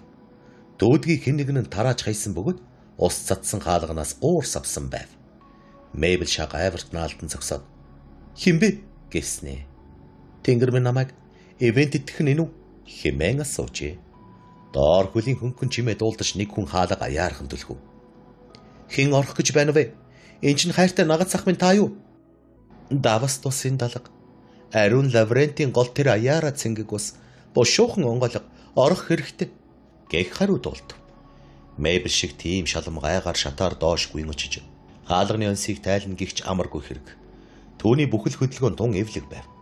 Мэйблийн удаа ердөө аврагдах тухайга бодон юу наасчул болгоомжлог тэр дор нь хаалгаа онголгожээ. Тэрээр ямар ч гэсэн хараал идсэн энэ бэхлэлт ээсэл бушуухан зүгтэж холдъё гэж юуны өмнө бодов. Гэтэл шүүдэр зам дээр нь тэглэж өөрийг нь тэврэн авахар дэмүүлж буй Мэйблийг ч үл анзааран хаалгыг нэн самбаатай онслов. "Шүүдэр, чамайг тэнгэрт итгэх" хэмээн үгүүлснээ манай баатар эмэгтэй. "Тэр л чамайг над руу явуулж чи миний ивент хийх захиусан тэнгэр" гэжээ. Битгий ингэж чанга тэвэр цагаан арьс эмэгтэй дандаа уйлна. Эсвэл дандаа инэн шүүдэр хаалга түгжих хэрэгтэй хэмээн залуу индиан хүүхэн хариу хэлв. Манай баатар эмэгтэй ялгүй тавширч төдөлгүй тэр хоёр гар гараасаа барилдсан дээр сууж байв. Үл итгэх ат даархан жүт өөрхөх явдал юр байгаагүй юм шиг индиан хүүхэн талархах сэтгэл Мэйблийг эзэмдэж Индиан хүүхэн сайн үйлс бүтээсэндээ баяр хөөртэй байлаа. Тэр хоёр халуун дотноор тэврэлцсэний эцэст Мэйбл. За шүүдрэ минь, миний хөөрхийн наг захын тухай ямар нэг зүйл олж мэдсэн эсгээ надад яриач гэжээ. Мэдэхгүй байна. Түүнийг хинч үзээгүй. Түүний тухай хинч юу ч мэдэхгүй байна. Давас тус голоор зүгтсэн. Хаанаас ч түүнийг олоогүй гэж шүүдэр бодож байна. Дарга бас байхгүй. Би хараад хаан ч үтсэнгүй. Тэнгэр минь, чухам яаж гэдэг нь ойлгомжгүйч. Тэд зүгтжилт. Нэг Францэр тэр арал дээр харагдах шиг болсон шүү. Тийм ээ, Ахмад. Тэр бас явсан. Арал дээр олон индиан байна. Шүүдэр минь, дайсны гарт орохоос эцгийг минь яаж игээд сэрэмжлүүлдэг арга байдагч болоосэт. Мэдэхгүй байна. Дайчид богийн суусан цагт ингээд зүйл хуйхаа алдна гэж бод. Шүүдэр минь, чи миний төлөө үнэхээр их зүйл хийлээ. Чи аавд минь туслахгүй юм уу? Шүүдэр аавыг мэдэхгүй, аавыг хайрлахгүй. Шүүдэр ард түмэндээ тусалдаг, Гилберт тусалдаг, нөхөр хуйханд дуртай. Чи ингэж хэлэх юм гэж үү дээ шүүдэр. Манайхныг бүгдийг нь алдчих бол чамд аятайхан санагдана гэдэгт би хизээч итгэхгүй.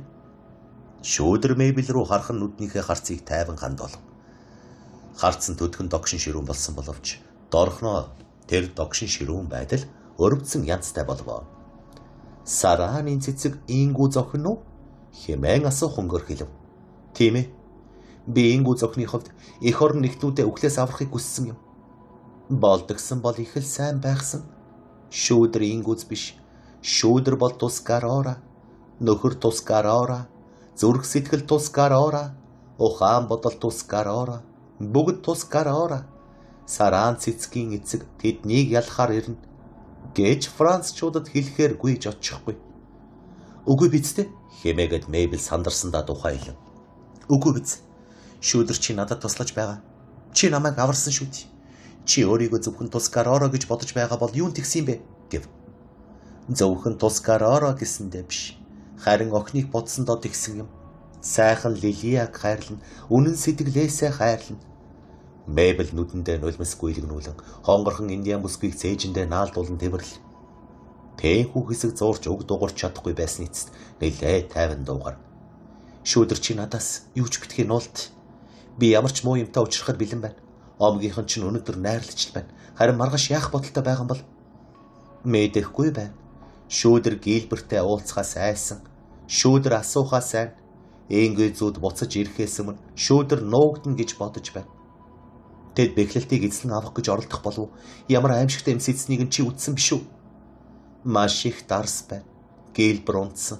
Яаж чадахгүй Ахмад явсан. Яаж ч чадахгүй. Одоо бүгд унтна. Чи тэгэж бодож байгаа бол ядахта өнөөш нь би аюулгүй байх нь тийм үү? Маш их дарс байна. Хэрв Лилия шүүдэр шиг бол ард түмнийхөө төлөө их зүйл хийж чадна. Тийм ээ. Эх орон нэгтнүүдэд туслахсан гэсэн хүсэл намайг эрлэг зөрөгт шүүдэртэй адил болгохаа бас би тийм л байх болно. Үгүй хэмээн шүүдэр аман дотроо гүйснэ. Тэгэж бүү бод. Бодсон ч шүүдэр тэгүүлэхгүй. Шүүдрийн ээж олзлогдсон. Дайчид их уусан. Ээж томоо гавч бүгдийг алсан. Овг нь хүнд хэцүү байдалд орж хуйх хүсвэл улаан арьс эмхтэй ингэдэг юм гэв. Тийм ээ. Чиний зөв. Хэмээн хэлэхдээ Мэйблийн давхын зочиж шүүдрийн гарыг өөрийн ирэхгүй тавьснаа. Би ингэж чадахгүй. Гараа зустах зоригч хүч ч надад үгүй. Шүүдэр бас тэгэж бодно. Энцсэн. Бэхлэлцсэн. Хуйх авахгүй гэв. Цаандаж аавыг цэргүүлтэйгээр хүртэл энд надад аюулгүй гэж чи үзэж байгаа юм биз дээ. Тэгэж мэд. Гэгээтэй үед бэхлэлтийг юр оролдохгүй. Чи чагна. Бүгд нам гүн байна. Толгоогоо тавин гуутаал үхсэн юм шиг унттлаа дарсан. Би зүгтвэл яах вэ? Арал дээр зав олон байх шиг байна. Нэг зав аваад арал дээрээс явж юу болсон тухай авд хэлж болохгүй гэж үү? Сэлж чаднаа. Хэмээн шүүдэр найз бүсгүйгээ нууцхнаар шинжин харах зур асуув. Чам шиг сайн сэлж чадахгүй ч гэсэн үүр цайхаас бараадаа сартал холдож амжих биз. Тэгээд дараа нь яах вэ? 6, 10, 8 бэр газар сэлэх хүч байна. Мэдгүй. Гэхдээ би аавд бас гайхамшигт мөрчид болон босод хүмүүст аюулын тухай урьдчилан мэдэгдэхийн тулд яахад ч бэлэн байна. Мөрчийг хайрлана. Мөрчийг мэдэх хүн түүнийг хайрладаг юм. Чамд ч гэсэн тэр аятайхан санагдана. Тэгээд зогсохгүй чи түүний сайхан сэтгэлийг ойлгол дурлаж ч мэднэ. Огт дурлахгүй. Их сайн нүд, ирокезүүд болон бас шүүдрийн ахыг их буудна. Чадвал би өөрөө хуйхыг нь хуулна. Харин би бол чадвал түүнийг аварна. Үүн дээр л чи бид хоёрын санаа нийлэхгүй байна. Шүүдэр минь бүгдийг нам унтмагц би зав олж аваад арлаас явна. Үгүй ээ, битгий яв. Шүүдэр явуулахгүй. Гэлбэрийг дуудана. Шүүдэр, чи миний төлөө бүхнийг хийсэн хэрн намайг хайж уруух гэж юу? Шүүдэр тэгнэ. Хэвэн индиан хүүхэн нударга зангитан Мэйблийн урд өмнө юр ажиж мэдээгүй шантаршгүй хилэнтэйгээр өгүүлээд гэлбэрийг чанга дуудана. Эхнэрээ хашгирахад дайчин ирэ босоод ирдэг. Шүүдэр Лилияг дайсанд туслуулахгүй, индианд муу юм хийлгүүлэхгүй гэв. Би чамайг ойлгож байна шүүдэр. Чиний бодол зүй ясны бөгөөд шудраг юм. Үнэн дээр би эндээ үлдсэн тэр бид өөрийгөө хэд үнэлжээ. Харин шүн гинэт нагад зах маань хурч ирээд орно гэвэл түүнийг би иш нь оруулж болох үгүй юу? Оруулнаа болно. Давстай ус тэнд олзлогдсон. Шүүдэр олзлогдсон хүнд хуйхнаас илүү дуртай. Хуйх сайн алдарн дээр олзлох сайн сэтгэл. Гэхдээ давстай ус өөрөө ч хаана байгаагаа мэдэхгүйгээр тийм сайн нуугдах хэрэгтэй. Шүүдрийн хүүгүүлээд хөөхтийн цангилсан дуугаар инэв. Харгислал хүчирхээллийн дур зураг түнд хэтэрхий ингүүн санагдах нь хөгжилтөө сэргэлэн охины голыг удаанаар харлуулгаж. Цаашдаа Мэйбл иймэрхүү авцал даагүй үг ярианаас өөртөө ашигтай ямар нэг зүйл олж авах нөхцөл байдлыг илүү тодруулахыг хичээв. Шүүдэр юу учир холбогдолгүй, юу нөхдийнх нь аюулгүй байдалд болон төлөвлөгөөнд занал хийж болохыг сайн мэдэж байсан учраас бүх асуултад нь шуудхан боловч болгоомжтой хариулж байгаа.